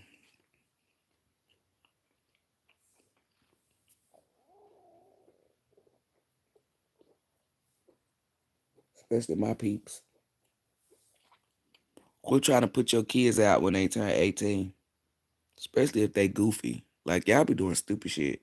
Y'all be knowing that your daughter would take her money and buy all this fucking makeup from Sephora, go buy clothes and shoes and shit. And you would expect her to make it on the streets. It's listen, that's not proven. Like I could see if she was addicted to drugs or something. Cause that's you feel me? You don't want that in your house because that you feel me? They need to go to rehab. But you have some kids that spend frivolously, whether it's on video games, just anything, right? Food, clothes, whatever. As a parent, if you in a business, you should already know that. So you should already be not putting foot on necks, but you should already be correcting that, guiding them, seeing if they listen or not. Let's say you always tell them and they still spend their money. Okay, so you for certainly know that this person, that your child just spends money. Then your mindset, what makes you think that they gonna be able to go out here in the world and manage money on their own? And because they 18 and they need to learn how to manage money, you just say, you know what? Not my kid. What the fuck gonna happen is you ain't gonna have no ways or no means to shop. Cause if you stand under my house, that means you gotta use my Wi-Fi. We gonna cut that bitch off. So you can't shop online. You wanna order some shit? With what money? With what fucking money? Give me your credit cards, give me your transit cash, give me your money. We're gonna put a thing on there where cash out, block anything that sends money. I'm telling you, because we're gonna teach you. I would tell my daughter, like, I'm not gonna give up on her, but I'm not gonna enable her. I wanna teach her, hey, ain't no man gonna wanna marry you if all you can do is spend his money. Can you cook? Can you clean? What's your personality like? What's your mental like? I know the essentials of a woman, so I know what to instill inside my daughter. But I'm damn sure not gonna say, well, you gotta get out and you're gonna learn the hard way. No, because that's my daughter. Society taught you to do that, and I'm not a part of society. My mindset is: did this bitch come out of me? Did I have this baby? I did. This is my kid. I'm gonna get it right. Notice I said I get it right, meaning you don't give up until it's right. That's unconditional love. Y'all ain't gave up on that fuck nigga. Y'all ain't gave up on that weak ass bitch. But you quick to give up on your kids. Not I. I'm gonna teach you how to save money. I'm gonna give you $100. Let's say I give you $100 on Sunday. You blow that bitch because you coming to ask me. We go out and you want some. I'm saying spend your money. You ain't got none. Then you won't get whatever the fuck it is. Y'all will still get a kid whatever. No, like if you really want your kids to be successful, then it's certain strategies and tactics. 50 Cent set his son up to win. He ain't do it. That's on him. Like you gotta you gotta be in your kid's life to know, to analyze, to see what they good at, what they not good at. All of this stuff. The shit that my kids are weak in or not good at, I'm gonna help them become great in. Why? Because if my son a good football player, yeah, we can go play football, do all this shit, right? But he likes to play, but he loves to play baseball. He's just not that great. Oh, well, we're gonna work on that. I'm gonna be a baseball mom, not a football mom. You just good in football, but you love baseball. So let's sharpen your skills up. Let's say my kid is good in science but bad in math. We're gonna work on math. Not gonna leave him up to his own to figure it out. And I know y'all like, oh well, he should figure out the problem. Okay, well, apparently he got the math before it was given to me. He tried, he couldn't figure it out. I'm not going to give my kid the answer. I'm going to help him figure out a solution so he can get the answer. Have I ever figured it out for y'all? Or did I just put you on a path for you to put the work in? Exactly. I don't do the work for nobody, so I'm damn sure not going to do the work for my kid. It's the way I'm saying it that might make you think that, but if you see it in person or see exactly from where I'm saying it, you will understand it. Unconditional love is different. When you got unconditional love for your kid, it's, oh, my kid addicted to drugs. I'm putting you in rehab, baby. You're going in there. You can look me dead in my face and say, Mama, I'm healed. And I'm going to say, no, no, the fuck you not. Why? Because I know my kid. Y'all would listen to that mumbo jumbo. They get out and they back on drugs. No. Or whatever it is. I don't give a fuck. My kid can say, I hate you, I hate you, I hate you. I'm going to eat them hates. Because I know at the end result, they're going to love me. I would eat 1,000 hates just to know that my kid is no longer addicted to drugs.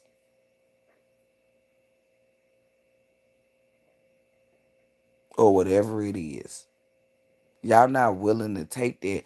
Them first couple of hates to have you kicking in, giving in. Not I. Are you a parent or not?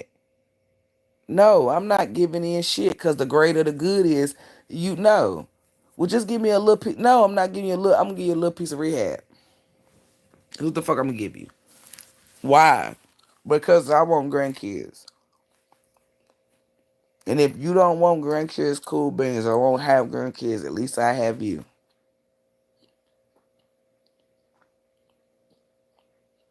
Be prepared to be treated like a grandkid. But if you're on drugs, then what? Y'all say, well, it's none of my business and none of this shit. It don't matter who it is. The energy that I have, you gonna want change, baby. That's why I said people be trying to get me. It's the energy. If it's somebody who's tough to crack, you got to give me some time. But I'm telling you, you gonna see change. People change with my energy. And then if I gotta be drill slightly, imagine you put me on somebody to be drill sergeant. Oh my lord, baby. I fucking hate you. Thank you. You're still doing what the fuck I said. The motherfuckers would be like, motherfuckers, it don't matter. It don't fucking matter. Hey, just give me a little shot of liquor. I'm not getting a shot of liquor. Somebody go get a cat. Go lick that hoe. You got me fucked up. You're not getting nothing. I'm trying to tell you. You can look me in my face and you can say, DIE today. I'm going to say, but I'm not. You're still not getting a shot. You're still not getting no coke because the answer is no. Ho. I start making a song. I start dancing. I start doing whatever the fuck it is. Y'all better start. Y'all better start changing up the game. Go outside of what society teach you. They teaching you to create broken and damaged families. I'm teaching you how to create families that are built off of love, real love, unconditional love. Imagine you, imagine anybody going outside your home or living outside your home and shit going on in the world, and they come to you for peace. That energy is different. Can you imagine you being a mother, right? And you in the house, your kids got their own house, and they come in your house because you done gave them a key or however, and they throw their little book back down, and they just stress the fuck out because they got midterms and all this shit, all this homework and paper, and you just come in there and just kiss them on top of their head. Just that done put them at ease. It's peace. You done cooked, y'all done laughed, you done did all this. They ain't even think about them papers. And then imagine you helping them get through the work, the homework, all that. Y'all don't look at the emotional bonds and all this stuff that you build with a person. Like, I don't want to have my hand in everybody's business. That's not what it is. When it comes to my bloodline or the people that I'm caring about, that I'm going to have my hand in some of their shit. If they're going up to be the president, and it's people, they're going to be able to say, this motherfucker was in my corner. It was days and nights. She was my cheerleader. She was ex. That's what I mean. I don't want nothing. You don't have to pay me for being a cheerleader. That's what I mean by I'm going to have my hand in something. My mindset is different. You got an idea and that shit really popping, but motherfuckers ain't believing in it. I believe in it. I support you. Cause fuck that. Life is too short for you to not be betting on yourself. Like like to bet on somebody else is crazy. If yourself is not an option, then cool beans. But if yourself is an option and you betting on somebody else, that's crazy. Like if you betting on basketball, and you don't play basketball, so you betting on a player. That's crazy because you don't know what's gonna happen. They control the game. But I'm betting on myself every time. Every time I'm betting on me. I'm for certain. Mm-mm. Outside of that, I'm betting on me every time. Why? Because that's how you supposed to do it. You don't go up against yourself. You building your you building yourself up to create. This is how we gonna be. Remember when I said we're the toughest district, the toughest dynasty, whatever you want to call it? It's because of it's the way that we're raising and creating. Everybody will look out and watch movies or certain shit and say, "Oh, I want this life, I want that life." It's certain lives that you can have, but it takes discipline, it takes time, it takes patience, it takes order, it takes purity. You can create these things. If your mind is disciplined enough to you say, "Hey, don't do this," trust me, you can empower anybody to do whatever that is. If you got, if you beat the devil, you can empower anybody else to defeat the devil. People that ain't defeat the devil, they can't empower shit. They can lie and act like it, but they're not sending the energy. They're not transferring the right energy. You actually defeat the devil, you can empower others to. Like spiritually, the energy is going to transfer for them to for them to defeat the devil. Versus you just telling them that. Then every time they go up against the devil, they lose. Nah. When I tell somebody they gonna defeat the devil, that's what the fuck they do.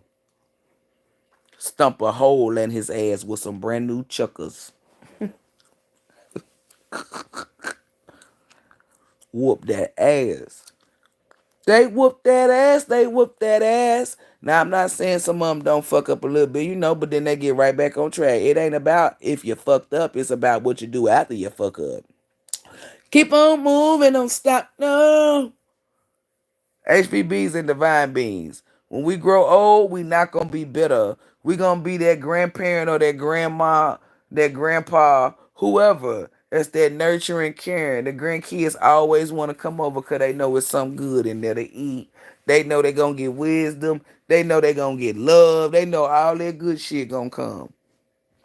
Divine beings, HBBs, we are being the mothers and fathers that are listening to our kids. We're not using that, oh, because I'm the adult. We're nurturing them. We're protecting them the way that we're designed to protect them.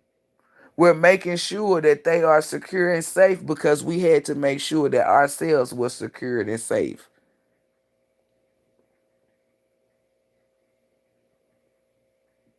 We're going to protect the nest. Your mama had a nest to create you. You had a nest to create them, and they're going to create a nest. All those nests, that's one nest. The bloodline. You don't want to keep your bloodline going so your son can carry on the business idea that you created. No, you want your son to carry out the bloodline by being alive, by being healthy, by being mentally stable. Stuff like that. Stop forcing and putting shit on your kids. Don't dim they light. Don't restrict their growth. It was a little boy shooting the ball. His mama gonna yell in front of everybody, "You know you can't," and he shot that bitch. That was embarrassing. I already speaking deaf to her son that he shot that shit. He showed her ass. All I'm saying is you don't want to be that parent. You want to be the good parent. And the good parent ain't the one that kiss ass and let them do whatever they want to do. The good parent is the one that makes sure that they are a responsible, healed ass adult when they go out into the world. You know your son or daughter fucked up. You need to keep them inside your home. Don't be, oh, well, I'm annoyed. They getting on my nerves, so you just release that shit into the world and have us deal with it. That's fucked up. Because I'm pretty sure the reason why they like that is because of you. Whether you was around or not around, you not being around is a part of the problem. You being too much around, it don't matter. Guilty, guilty. I wish the fuck I would have a fucked up son and I released that animal into the world. What the fuck? No. You're gonna stand here with mama. I wanna go out. No, you don't. Cause you go outside and you fuck somebody up, I'ma fuck you up. We gonna get your ass together before you go out. Why am I doing that? Not because I'm embarrassed. It's the number one thing. I'm protecting other people's kids. When you know your kid is an animal and you just let them go out, you by you wanting to give little Timmy a life, you're fucking up another kid's life. Then that means Timmy should have no life then. You need to figure out another way for Timmy to have life. If my son is fucked up, I'm not hiding him because I'm embarrassed. I'm going to correct that and fix that. No medicine and all this shit can't. You have to pour love, time, shit that y'all don't give. You just give lecture. I don't know what you do, but I know the difference. By the time I'm done with my kid, Timmy gonna be able to go the fuck outside and act civilized. Or Timmy ass won't be the fuck outside. If Timmy the fuck outside, Timmy beside my side. For the ones who say, oh, you're restrict. Nah. I'm protecting other people's kids because as a mother, I know my son. Y'all don't want to tell the truth. You be wanting to do some stupid shit. Then Timmy go over there and bite somebody fucking ear off. Now what? Because I'm going to let the whole world know that your son, to look at your son as a monster. The fuck? Because you knew that nigga was biting people. Like, y'all be doing stuff and, like, come on. That common sense and logic don't be amongst everybody like the fuck they claim. Y'all be capping. Y'all be really woofing. Common sense and logic in me say, oh, you over here biting people. We gonna get them biting under control. You know your kid bite, then you go let them play in a group of kids. Then you start hearing kids crying and shit. They talking about, oh, he over here biting. And then what gets me, y'all, is the parent be trying to act like they don't know that they kid a biter. That's what be making me. I don't give a fuck. I'm just gonna be transparent. If I'm standing right there, I'll be like, somebody need to smack the shit out of you. I just go ahead and say it. And y'all know me. I be being civilized in front of the kids, but at that point, somebody they need to be checked. That calls for being checked. Cause ain't nobody checking your ass. How the fuck you not know your kids bite? Get the fuck out of here. Don't become like, oh my, for real? Oh, I can't believe he, bitch. You know that bitch or that nigga be biting. I fuck around, bite your kid, then what? Oh, I didn't know I was a biter. The fuck? The hell out of here. If my kid bites somebody, I'm gonna be, oh my Lord, where's your kid? Oh my Lord, I do apologize. How can we make this right? Da, da, da, da. Not gonna be in disbelief, denial, knowing that Chomper be biting people. I should have had, I'm going to be, the only person I could be upset with is my motherfucking self. Why? Unless my kid is old enough, then you be like, now you know better, and then still on me though. Why? Because I know this motherfucker's a biter, and I just let this nigga go sit with a group of kids, knowing that this motherfucker a biter. Where's the common sense and logic at? People, these be the main motherfuckers say I got common sense and logic. Well, where was your common sense and logic at when you knew that your kid liked to bite people, kick people, do whatever, spit on people, and you allowed them to go play in a group of kids, and now they doing what you knew that they did to kids? Oh, kids are going to be kids' head ass, and I'm going to be an adult and smack the shit out of you because adults protect their kids. You see how it's it don't the same shit, different So let's make sure if you know your kid's a biter to correct that shit before you try to allow them to sit in groups. You worried about, well, I don't want them to feel isolated. Well, you rather for them to go bite people, and then kids have a reason to not want to fuck with them. Why? He's going to be isolated. Why? Because he's a fucking biter. Ain't nobody going to play with it. Oh, he bites. You see how you see how you just attracted what you feared. You feared of him being in isolation. And you just attracted because he went out there and bit the kids. He bit one person. Now everybody don't want to play with him. They crying every time Timmy come out there. Why? Cause they scared. They think he gonna bite them. Now is the nigga in isolation or not? Now he really feels the isolation because kids are saying ill or no, versus you being an adult and saying, "Hey, you can't go outside. Let him hate you." Versus him thinking kids don't want to play with him. Better than what sounds better? Oh, my mom won't let me come outside. Versus you wanting to go play and the motherfuckers not wanting to play with your ass. That's gonna hurt worse. So when you think that you have better parenting skills than a person that don't have a kid, you got a better chance looking crackheads' ass. One thing about it is, I look at shit from a different point of view. Help you see what the fuck you're missing. I'm like Joel Santana. I'm like what the game's been missing. Okay? Because if my kid like to headbutt people, you gonna sit your ass in here because, hey, I know kids are cruel and they bully. I know if you headbutt people, nobody's gonna fuck with you. I know that headbutting people is wrong. Not only can you cause damage to yourself, but you're gonna hurt other people. So let's go ahead and fix this and correct this. Why are you want to headbutt people? Does that don't hurt to you? Like da da da da. I'm about to get to the bottom of this, and we're gonna fix this and correct this. So then, when I place my kid in front of other kids, he don't headbutt nobody. To the point where I know I did right. Where somebody headbutt, he say, no, no, no, no, no, that's wrong. I won in life. You hit the lottery, and you won in life.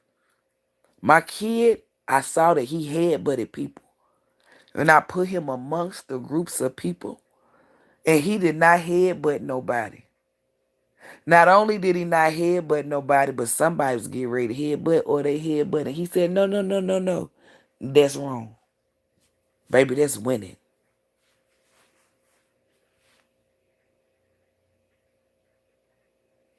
You know that your kid bites or headbutts, and then when kids isolate them or make them feel some type of way, you want to say, why they do my baby like that? Cause your baby out here biting folk. And you knew that your baby was a fucking biter. Both of y'all deserve to get y'all ass whooped. And I blame you because you knew the nigga was a biter. He don't have the mindset cause he a kid to say, hey, sit your ass in timeout. This ain't right. But you do, motherfucker. That's just like I dislike parents who just, oh, well, you getting the fuck up out my house. Your kid's sick, let them stay at home. You want to get the rest of the kids sick. I see where you going. Like, you can always tell when I see sick kids being sent to school, I can always tell what type of parents they got. I don't give a fuck. It ain't even got nothing to do with the kid. It's the principle of them allowing other kids to be sick. Damn. That's how I look at it. I be like, damn, they sent you to school? Okay, get your education. Okay. But they ain't think about the other kids. Mama, I'm sick. Let me see if you really sick. Oh, you really is. Which my kids be homeschooled anyway, but still, let's say they're not. You gonna stay home today. But mama, I wanna go to school because we got this field. You're gonna stay home today. But mom, you're not gonna get nobody else sick. Only way you could go is if we're for certain that you're not gonna get nobody else sick.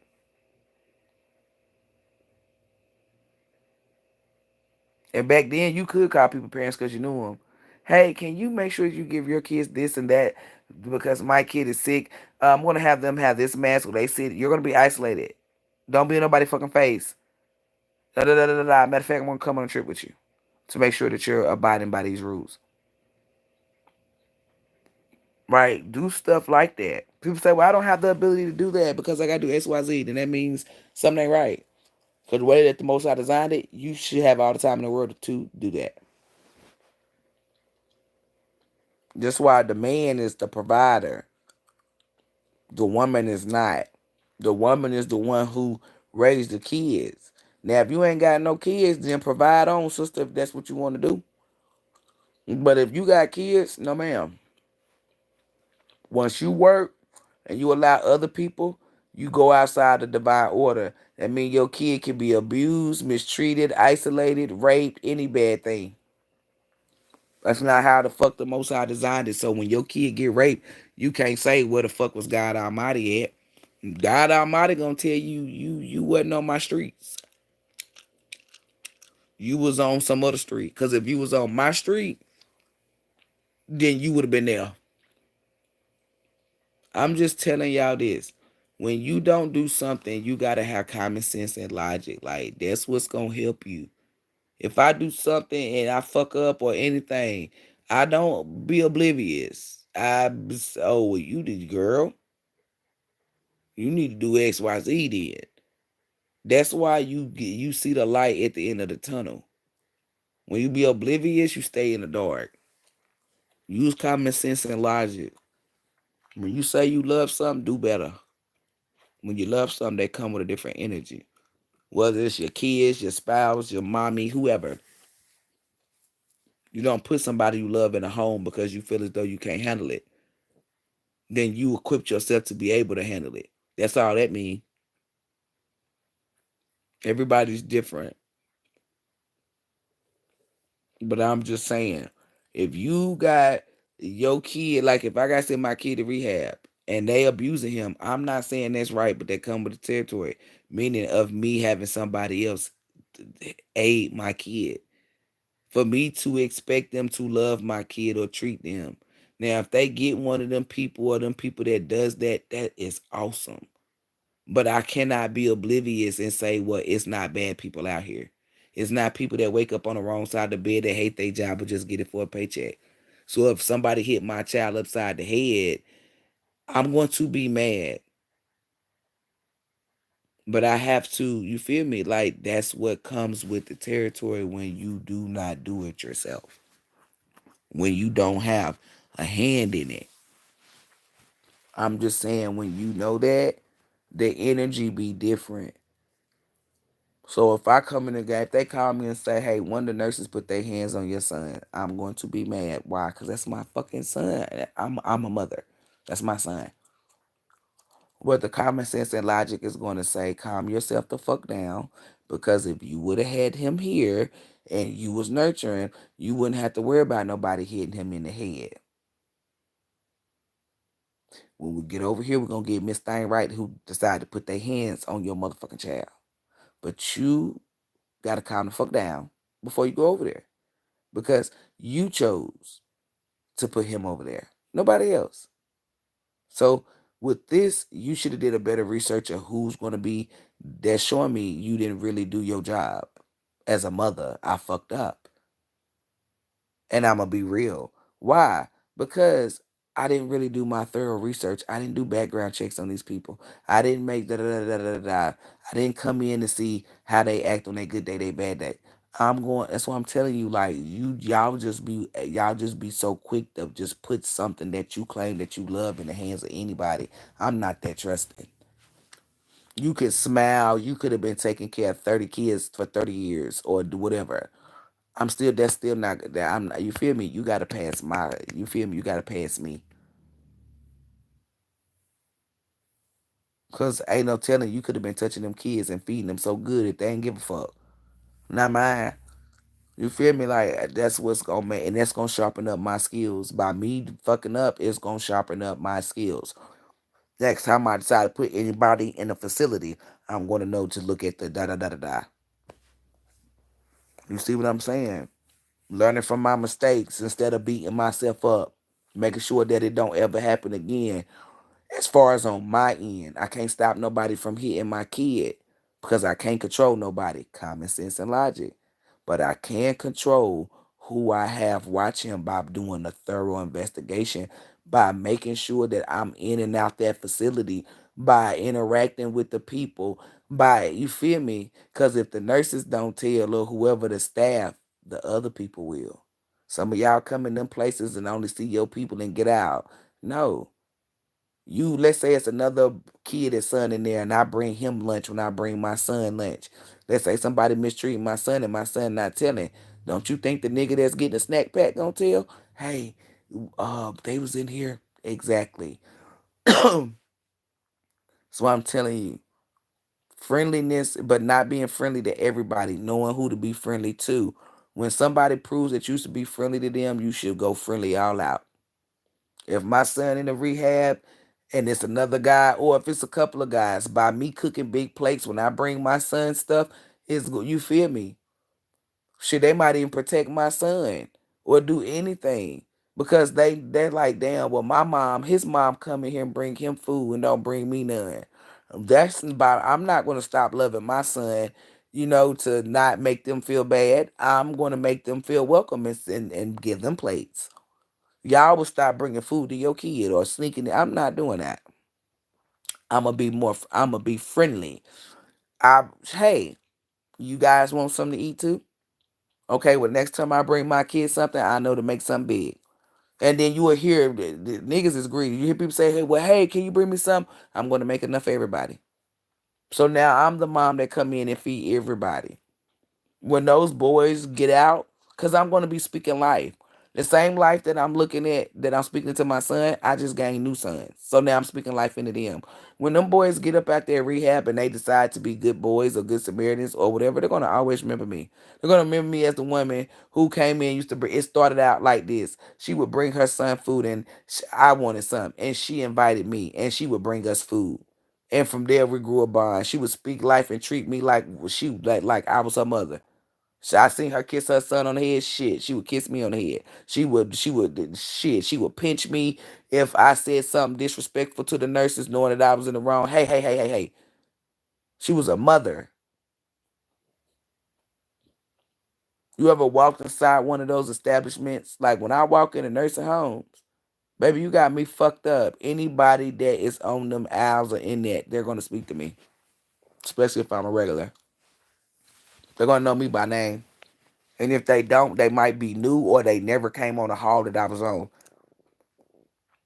They know me. I'm telling you, I'm interacting with everybody. And I know them. Hey, did you put that real? Did they paint your nails? Hey, did you get your extra scoop of banana pudding? Did you get your jello? I'm on it. I'm telling you. That's how you want to be when you walk inside of a fucking establishment. When I walk inside of an establishment or any place, I'm telling you, people know who the fuck I am. And it ain't for bad shit, it's for good shit. It's just me being a good Samaritan, me being me. Imagine me walking inside of a nursing home and not being a comedian. It's one of the miserable places. And what I mean by miserable is I'm not saying that bad shit like all this. No.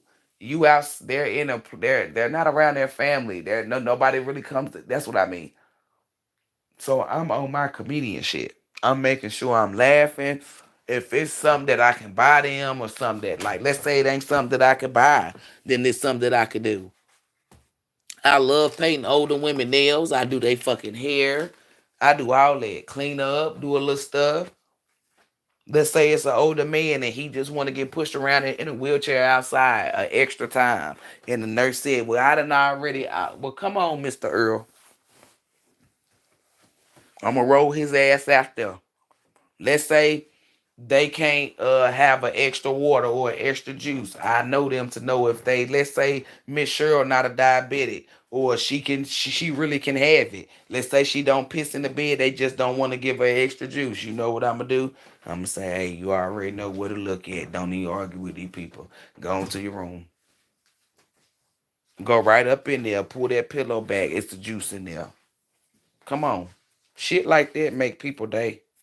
Make life interesting. It also make your life. To know that you put a smile on somebody's face, that's a different type of energy. I'm telling y'all, being a good person is a different energy. I'm telling y'all just not absorbing it.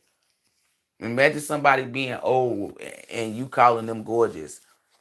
They got up this day, today, and could have thought they were ugly, old, washed up, and all that. And when I'm not being funny, but a lot of people think I'm easy on the eyes. So when I tell women that they're gorgeous or like especially their age, I'm telling y'all, you can, cause I know energy. They eat that shit up. They really like it makes them feel. I'm trying to tell you. I know when they go in the house, they probably be in the mirror like, fuck that. That little young girl said I look good. Like I ain't gonna say they be cocky, but it's an energy. I'm telling you, it was this old white lady. I was coming out this fish place. This was a while back though. I was coming out the fish place, and I said, cause I had the door open for her. She said, "Thank you." Like I called her gorgeous. I said, "No problem, gorgeous." You can. She put her hands on her face, like you could tell that made her fucking day, baby. Cause you could tell her energy off of her was like she old, the veins and the wrinkles, the discoloration, all this shit. Called that lady gorgeous. She, oh my lord, made a day. I'm telling you.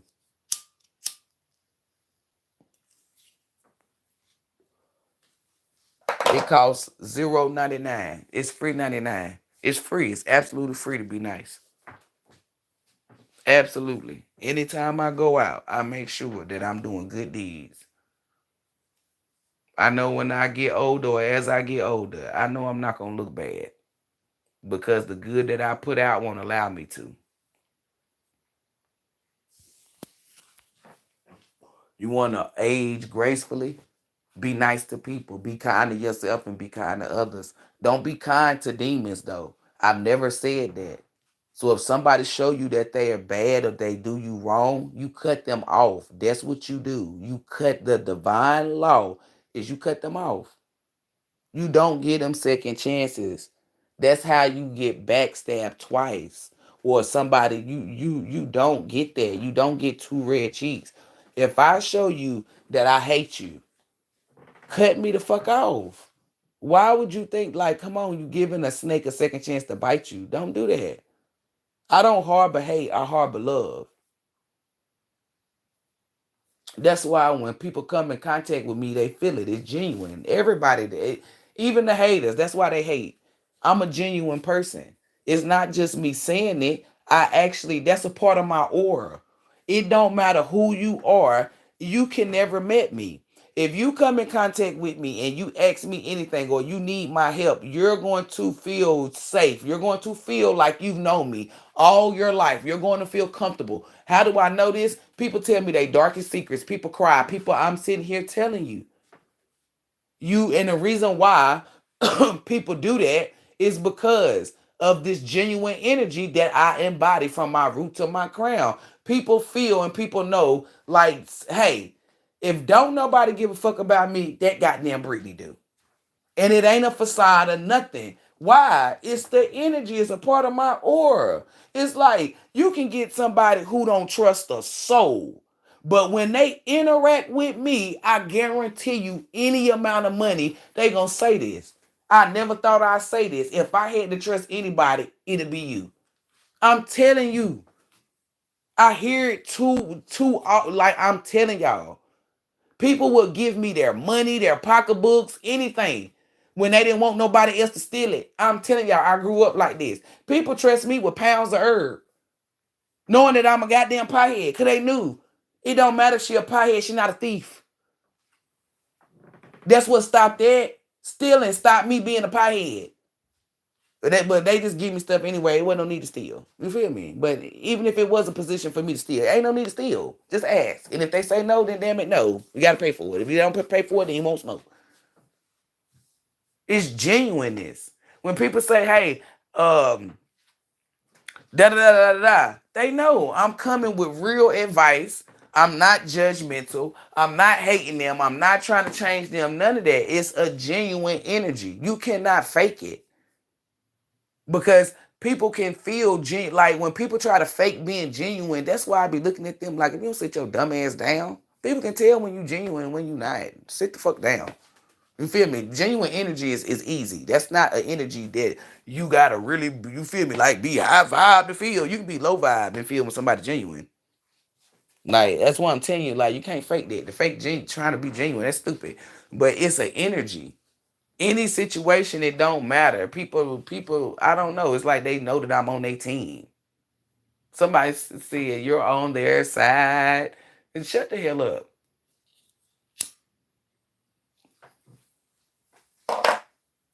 People know I'm not doing it for nothing. I'm doing it for what the reason is. When people come to me and they used to write long ass paragraphs, I wasn't reading it. I would listen. I don't get paid to read paragraphs, so you know I wasn't doing that shit for money. And motherfuckers wrote paragraphs, books, and I read everything. And they knew that I read everything. Why? Because I was able to talk about everything. Motherfuckers, and then they try to apologize. And I be like, you ain't got to apologize. Why? Motherfuckers knew I was genuine. You have some people that hear me say this and try to read everything. You still not embodying the energy. You gotta want to do it on your own in order for you to embody it. If you're doing it because, oh, it sounds nice to somebody else, it's not an energy that you embody. Didn't nobody tell me to read those goddamn paragraphs. Myself did. I wanted to read them. When people are crying, the reason why I don't want to cry is because I just don't be wanting to cry. But I will cry.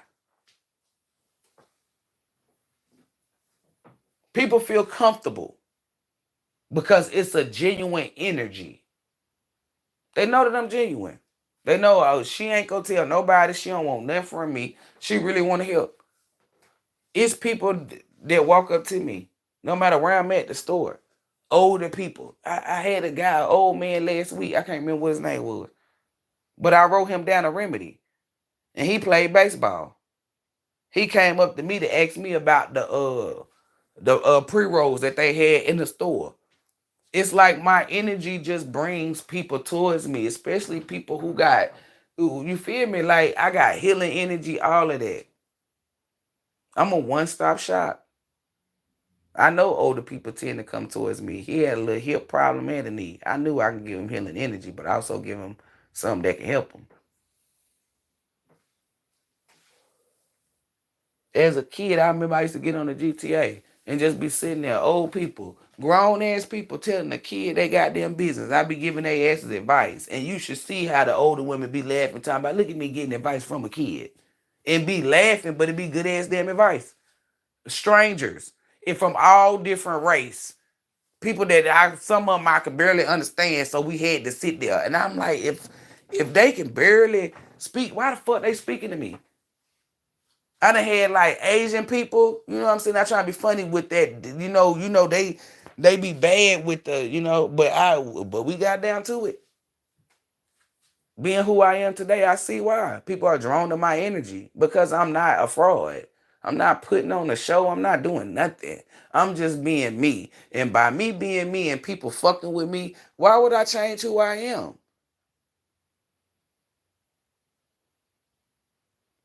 I don't have to put on a facade. When I go out and I just see somebody and I'm like, hey, I pray all is well, and a motherfucker smile. I'm not doing that to get paid. I'm not doing that for them to put me on Instagram, do nothing. None of y'all know about that. Only me and them know. The only reason why I'm telling you is so you can get an idea of what energy I'm talking about. You cannot just do it because I'm telling you to do it. You cannot, you feel me? You got to really embody the energy. When you feel that, after you do a good deed because you want it to, the feeling that it gives you, it makes you want to give more. It makes you like, after I tell somebody, hey, gorgeous, and they be like, hey, I be wanting to call everybody gorgeous. That's what I mean. I remember I had I was supposed to wash my clothes with some money, passing dollars out to kids. I got that money back and was able to wash my clothes, but I didn't give it out because I knew I was going to get it back, meaning by the Most High. As you get one, it's something. I'm just naming stuff where I just felt like, damn, I did something for one person. Readings. Damn, I changed to Michael. I give one person reading. Y'all remember I used to do that faithfully. Well, I'm gonna give everybody one. Who all on here? Up if you ain't comment, stuff like that. It's just the energy that y'all not absorbing, or you not really feeling it. You think you're feeling it, but you're not.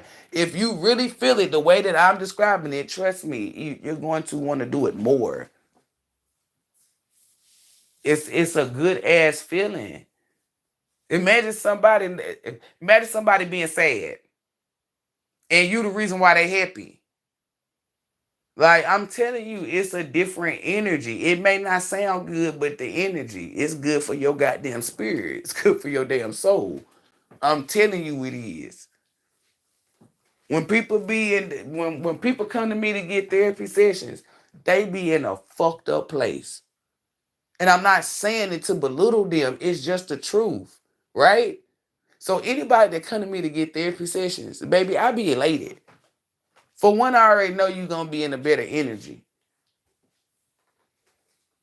But because at the end of the day, when you go on with life, I know that you feel me? Like I was one of those people that poured water into you, that became the sun that shined on you, that became better soil, or wherever I'm meeting you at on your growth journey.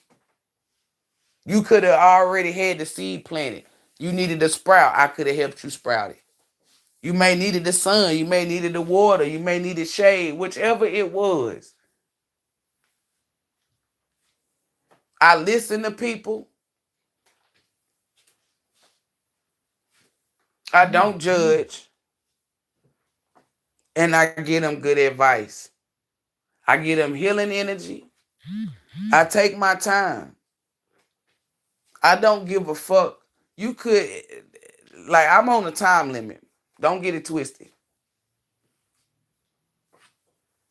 But y'all know how I used to get down. I still do it sometimes when the Most High give me clearance to. But it don't matter. I would stay on the phone with people until I felt the energy was right. I remember this one person was like, "Oh, I'm good," but they wasn't good. And I said, "You gonna sit here and lie to me in my face?" And they started fucking laughing. Talking about, but the time. And I instantly cut them off right there. I said, "Do you know me? Do you watch my channel?" They were like, "Yeah." I said, "So if I wanted to get the fuck off of the phone with you, wouldn't you think I'd get off the phone with you?" They was like, "Yep." I said, "So did I bring up time limit?" "No." "Well, I'm gonna give you, did I ask you for more money?" "No." "So what is you doing?" "You just fucked up the flow of the energy." And I don't give a fuck. I'm straight blunt. I'm straight honest to let them know. See, this is another thing you need to learn. When somebody's gifting you something of being nice, just let it be good. It ain't no too good to be true over here, baby. People already knew from day one that I wasn't a tarot reader. Why? Because I never did anything like them. I used to tell people we're friends. You could not listen. I switched up the game for these tarot readers because they frauds. You never heard of tarot readers being friends with their clients. No, the fuck. If they were friends with you, it's because you kept getting readings. That's why or you were buying their products. Okay? I didn't know none of these people from thought I was gonna say the full name, and ISIS.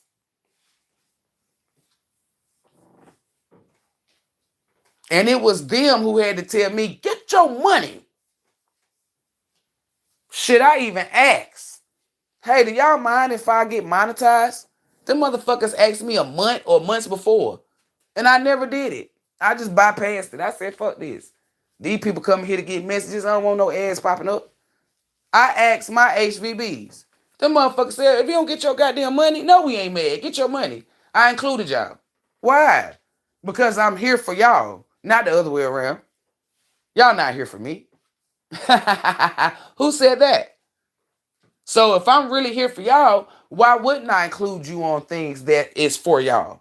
Why would I make full decisions? And I've always included you.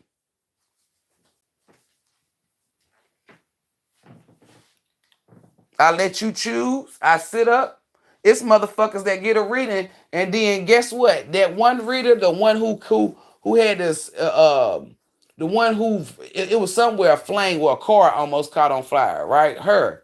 She gonna try to do the follow up, talking about, "Oh, well, y'all can, well, after this I follow." They wasn't doing none of that shit. I called out everything that they were doing.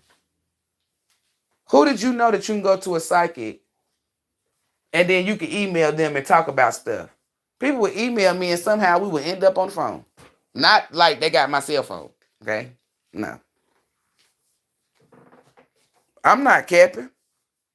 Anybody will tell you.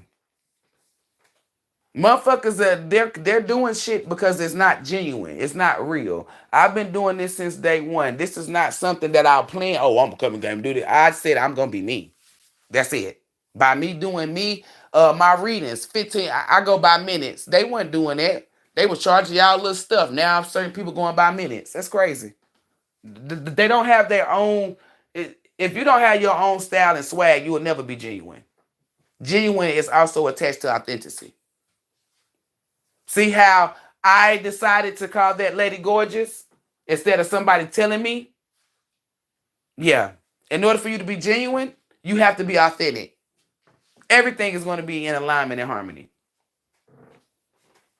Motherfuckers would be like, but I'm just, and I'll be like, I'm not a tarot reader. And I've always said that since day one.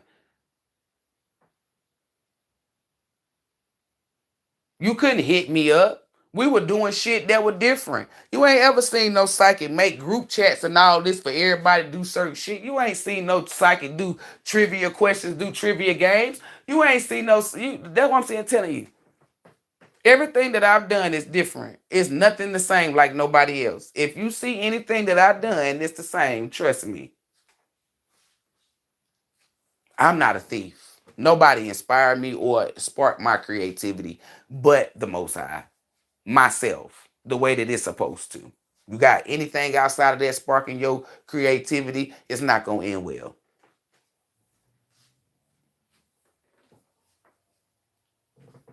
I've never been that type.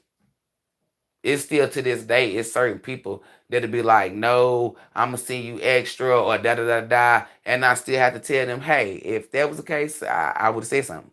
Like, y'all need to understand this. Don't watch me and know that I put my foot on people's necks or that I'm for certain blunt and honest. And then when we get on the phone, like, don't do that. Because sometimes it do kind of make it kind of, you feel me, piss me off. Because it's like, damn, you think that I wouldn't come out my mouth and say, well, hey, you're going to have to pay me for this extra time. You think I'm scared to say that? If you think that, you stupid. When I say, hey, no, you don't, it's no, you don't. Sometimes I don't even want to take money from people, but I have to. I have to stop doing that.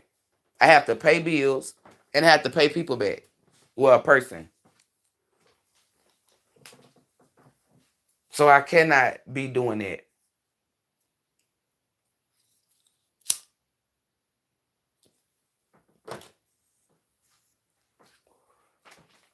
So, like, the mindset that I had to remove that.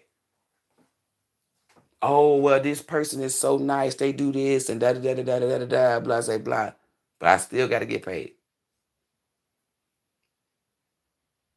I told y'all not my from the jump. Y'all not my clients. When you meet me, we don't even feel like strangers when we first interact. So that's what I'm saying. You feel so comfortable. People be drawn towards me, and people even say it like I just feel that's why. So it's like we feel like kindred spirits,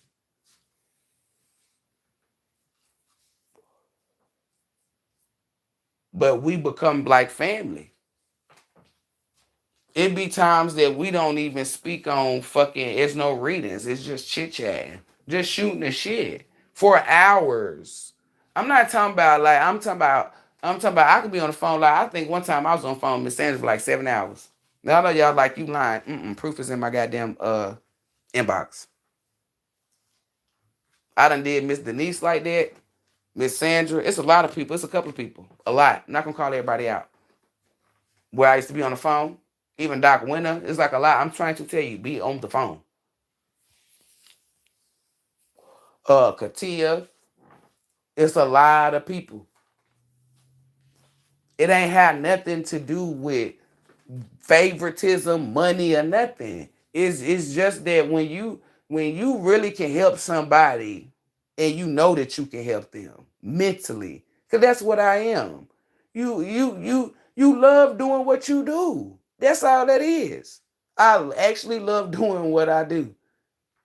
And I had to learn restrictions, rules, regulations, guidelines, and boundaries in order for me to to maintain and to uh the word just slipped my mind. To keep it afloat and to keep it growing. I had to learn, hey, you gotta have boundaries. Cause what if somebody's coming in there, a paying customer, you've been on the phone this long. I was missing readings and doing all this stuff. You feel me?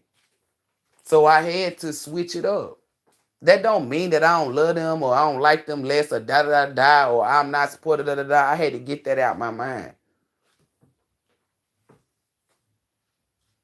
And I had to say, hey, these people know that this is a business. Cause that's what Mr. Nisha said. It's a motherfucking business.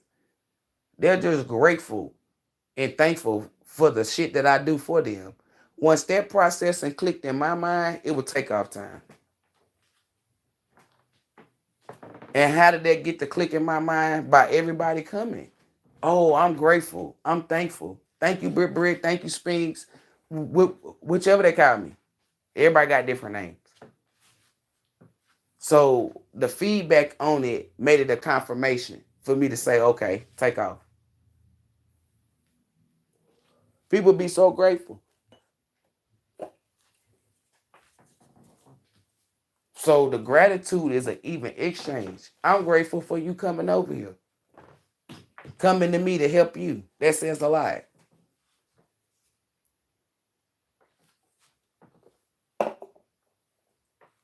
So when two energies are grateful,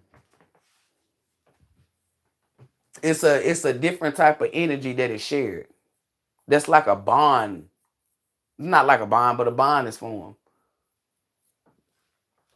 And it's a bond that is formed off of good energy, positive vibes. If I don't, here they go.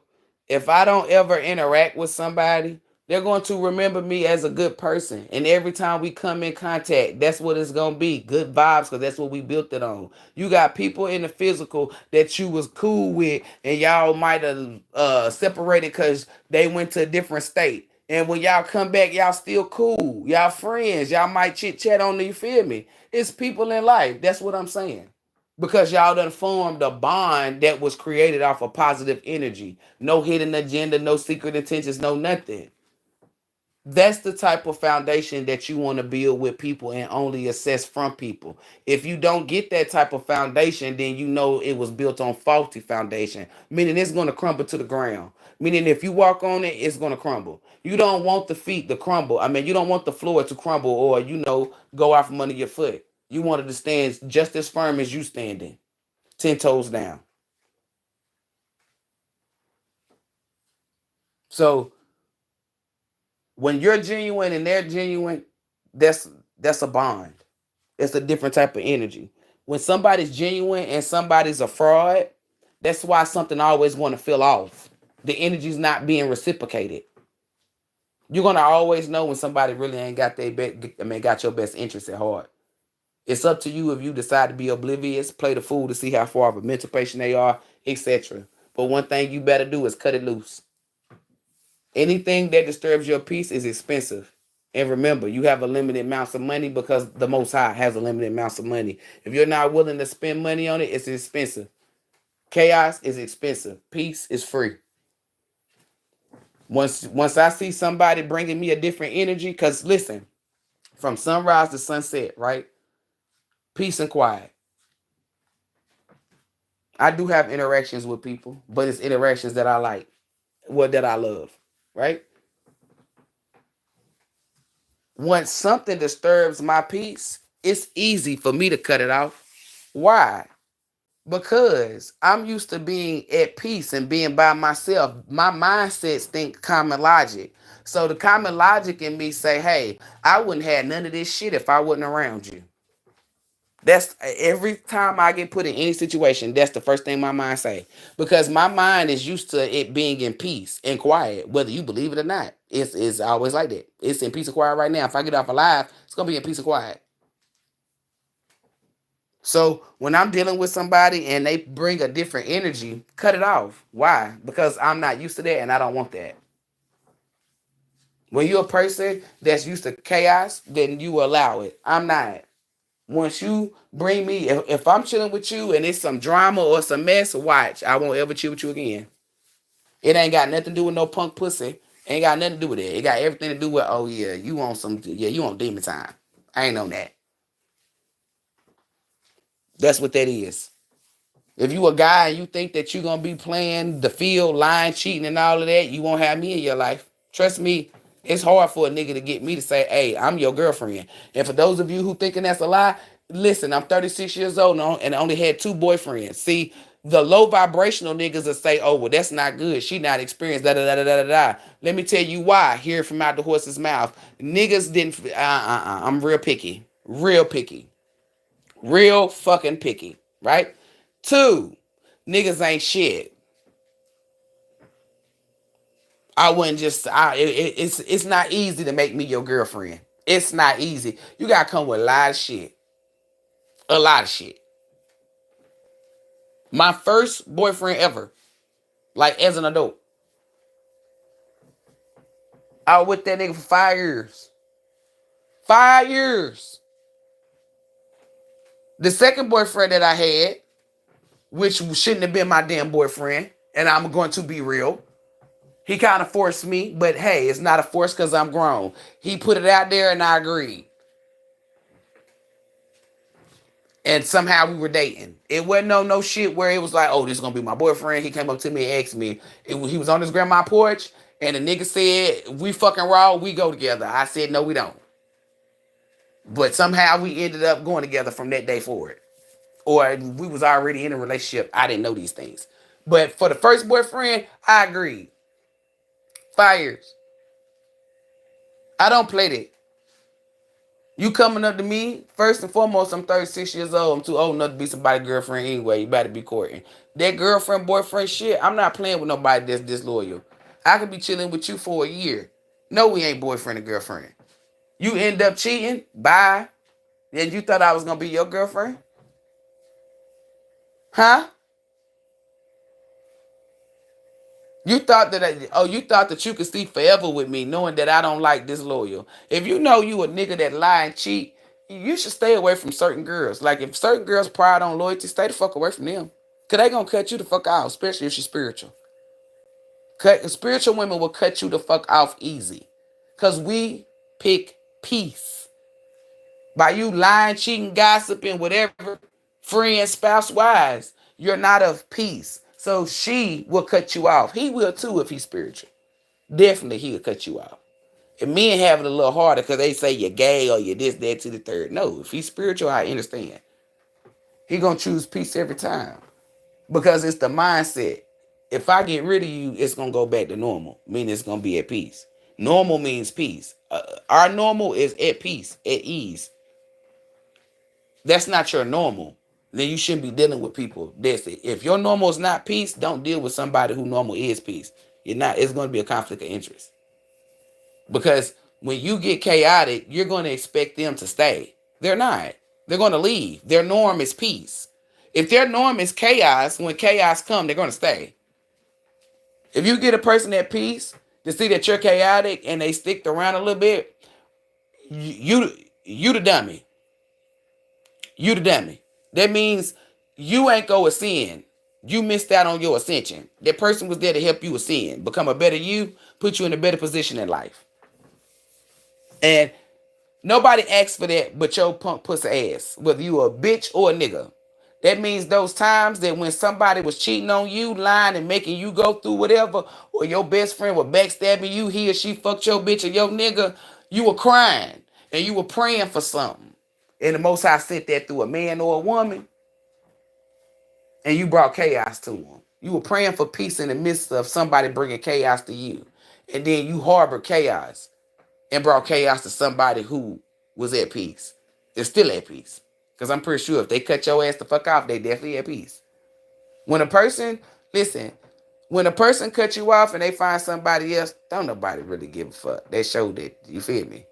But when a person cut you off and they by themselves, that's the worst type of cutoff.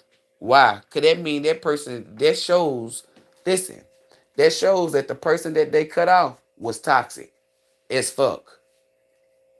When you see somebody getting into another relationship, or you see a bitch or a nigga get a new best friend, that shows that they were the toxic one. And look, energy. Why does it show that they was the toxic one? Ain't no healing, ain't no nothing, ain't no accountability. There's none of that, right? When a person chooses to not fuck with a person at all, it shows that they was that damn toxic. When a bitch or a nigga say, "Oh, I don't want to fuck with them no more. I'm just gonna get myself together and heal and be peace," that lets you know that person was detrimental, or that person was. I'm telling you, that person was so bad that they said, "You know what? I got to get myself together. I got to heal. I got to get my mind right." The person who goes and get into another relationship, that shows you that the person that they're trying to say is toxic is not that toxic. Obviously, if a person was toxic, your ass would be scoring. You're not scoring too much to go get you a new best friend or to go get you a new nigga or a new bitch. Y'all was looking for the energy. I brought it to you. That's why when you see somebody say, "Oh, to get over a person is to get on a new dick or a new click," no, it's not. That's going to show that you was the problem in the situation. The problem in the situation don't take accountability. That means they don't see nothing wrong. So therefore, they're going to go to the next person. They're going to get a new best friend. They're going to get a new bitch. They're going to get a new nigga. They're going to get it. We can't get a new mom, but y'all get what I'm saying. The person that they call toxic, if they're really toxic, a toxic person is not going to go for peace. They're not going to heal. That's the opposite of toxic, right? So the toxic person does the toxic thing by going to somebody else, not healing, not taking accountability, not seeing their flaw and error, right? Right. The person that's not toxic is the person who's going to do the not toxic things by healing, correcting, choosing peace. That's why I tell anybody, whether you male or female, and I've been saying this for a long time, I said when somebody cuts you off and they're single, meaning they're by themselves, they didn't get a new friend, new job, whatever, that lets you know how bad of a person you were. And the person could be my friend or whoever, and they look at me like, that's fucked up. No, it's the truth though. You're the toxic one. You're going to get you a new nigga. You're going to go get you a new bitch. It don't prove that you wasn't the toxic one. It only proves that you are the toxic one. You went and got you a new best friend. It also proves that you can't take accountability. You were wrong. You didn't apologize. You didn't do none of that. You're not the one that's going to be shown as the victim. You're going to be shown as the villain. Wrong V. Because the reason why the person is healing and choosing peace is because you were that toxic. Imagine a nigga going to go tell somebody, "Oh, this bitch toxic. I'm so toxic that you went and got married. I'm so toxic that you wasn't scared. I mean, I'm so toxic that you're just trusting bitches. I'm so toxic that you feel me? Imagine a bitch saying she's want to get her a new best friend. Which I wouldn't, none of these things I would give a fuck, but I'm just saying. Oh, I'm so toxic that you were just so trusting to get you a new best friend. I was so toxic that you was, no. Y'all stop letting society trick y'all. The toxic person don't see no wrong and error. That's why they're able to just, you say, quickly move on. No, they don't, because they be hurt. They be harboring stuff. The person that's healing themselves in that peace, they're really moved the fuck on. If somebody lie and cheat on you, right? Just give you an example. And you meet somebody new. Did you forget about the last person that lied and cheated on you? Yeah. So you're going to be what? Not trusting. You're not going to, I've never seen somebody be lied and cheated on and then jump right in a relationship. I've never seen that. Why? Because it's motherfuckers that's been single for years. Why? And they'll tell you, "Oh, ain't nobody about to play with my heart. Oh, ain't nobody gonna lie to me. I'd rather be single." So what the fuck are you saying? Telling you. When somebody chooses peace rather than to fuck with you, I'm trying to tell you, you're basically like the worst person in the world. When somebody go get a new nigga or a new bitch, smile. Cause that lets you know you ain't the problem. If you were toxic, they would be restricted to engage with anybody. Why? Cause they'll be scared. Or they'll be not trusting. They'll be worried. They won't fuck with nobody because they won't think it's real. Why? Because they done dealt with a toxic person. You can't deal with nobody toxic and then be like, you know what? I'm just gonna, you feel me? If a bitch lied and cheated on you and did all this shit, you not gonna be thinking, you gonna be thinking a bitch doing the same shit, the new bitch. That's what I'm telling you.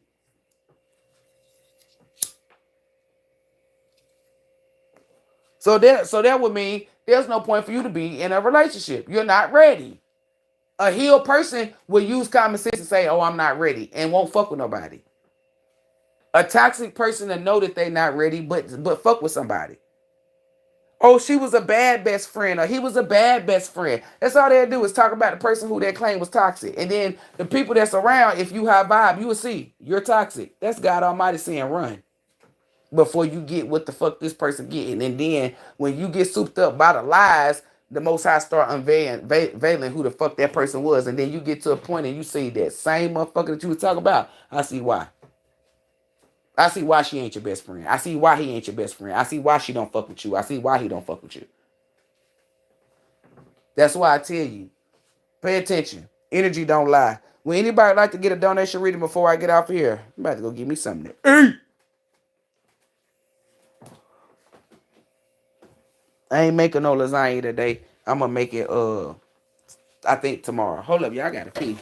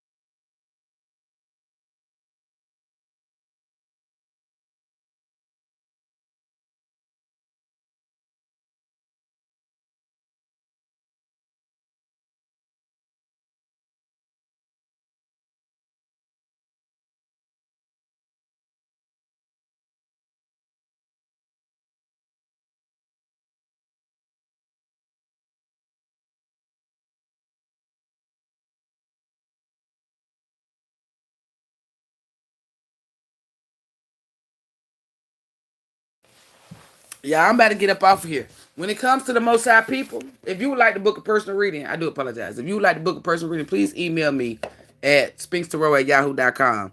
If you would like to send a donation, which is not required, but it is greatly appreciated, you can. Whether you send a donation or book a service or get a therapy session or whichever, however, as long as you're not evil, I still fuck with you. But if you evil or negative, fuck you, die slow, and may you be removed permanently. So much to be. Anything I say shall be, I share. Back to the most beautiful people in the world, the Most High people. May the Most High be with you, within you, and surrounding you. Shalom.